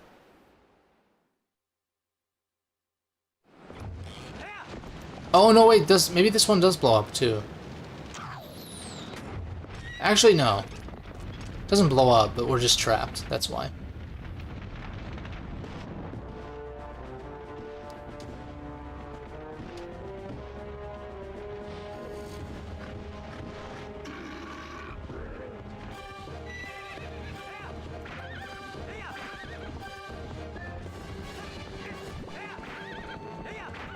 We just ride to the end, and then I think opponent automatically turns around.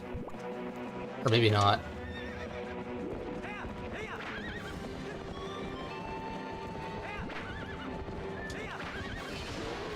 Okay, I got him once.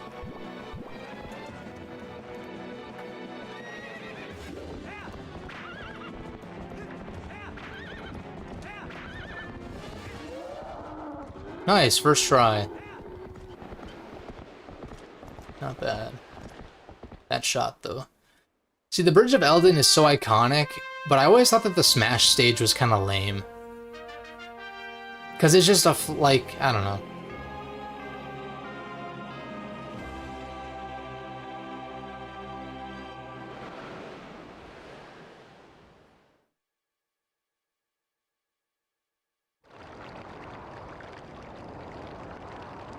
Hey, you.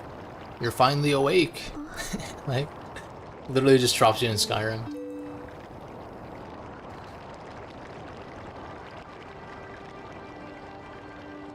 We're on our way to Helgen.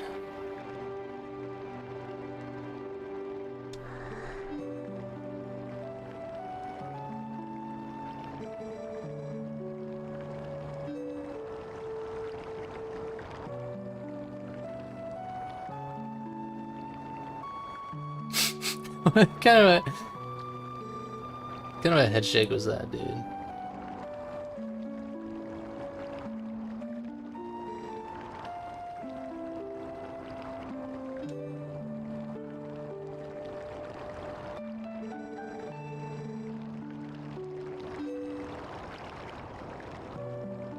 Why your fingers look all fucked up?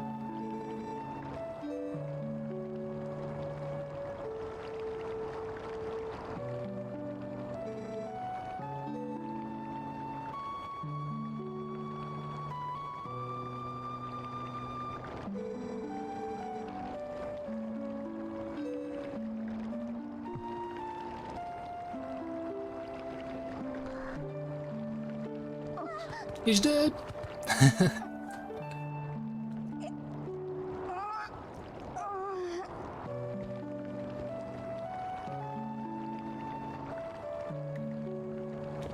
Rest in peace. No, he's not actually dead, but...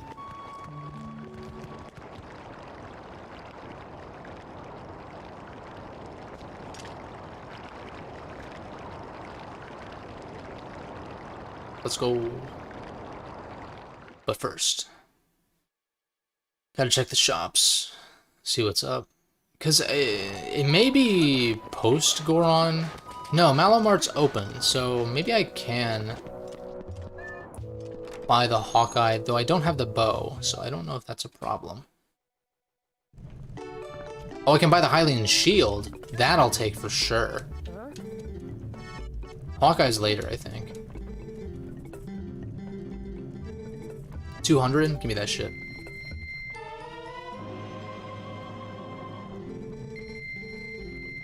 Now, if I leave and re-enter, does the Hawkeye take that spot?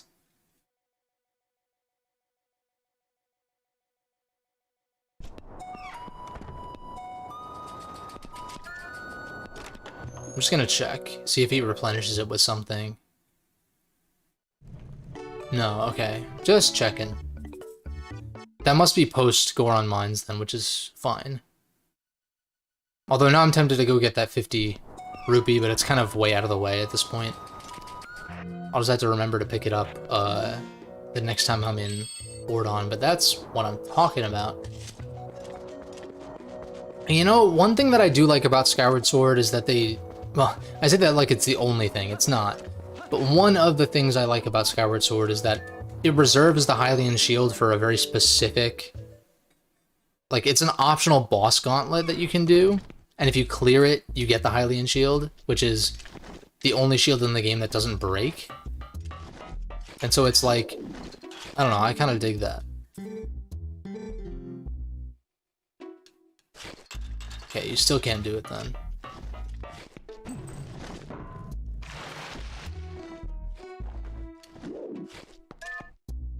So you still can't buy bombs. I guess that makes sense.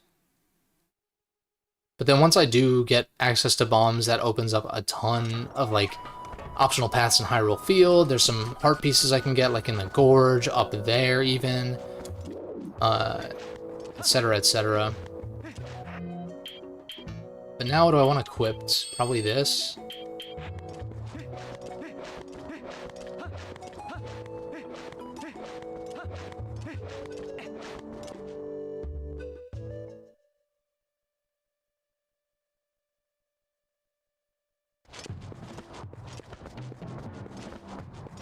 I think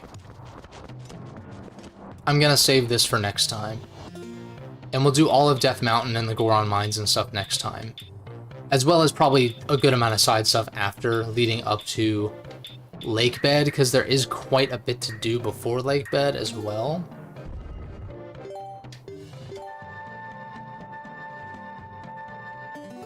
But not too bad. Solid progress in that span of time.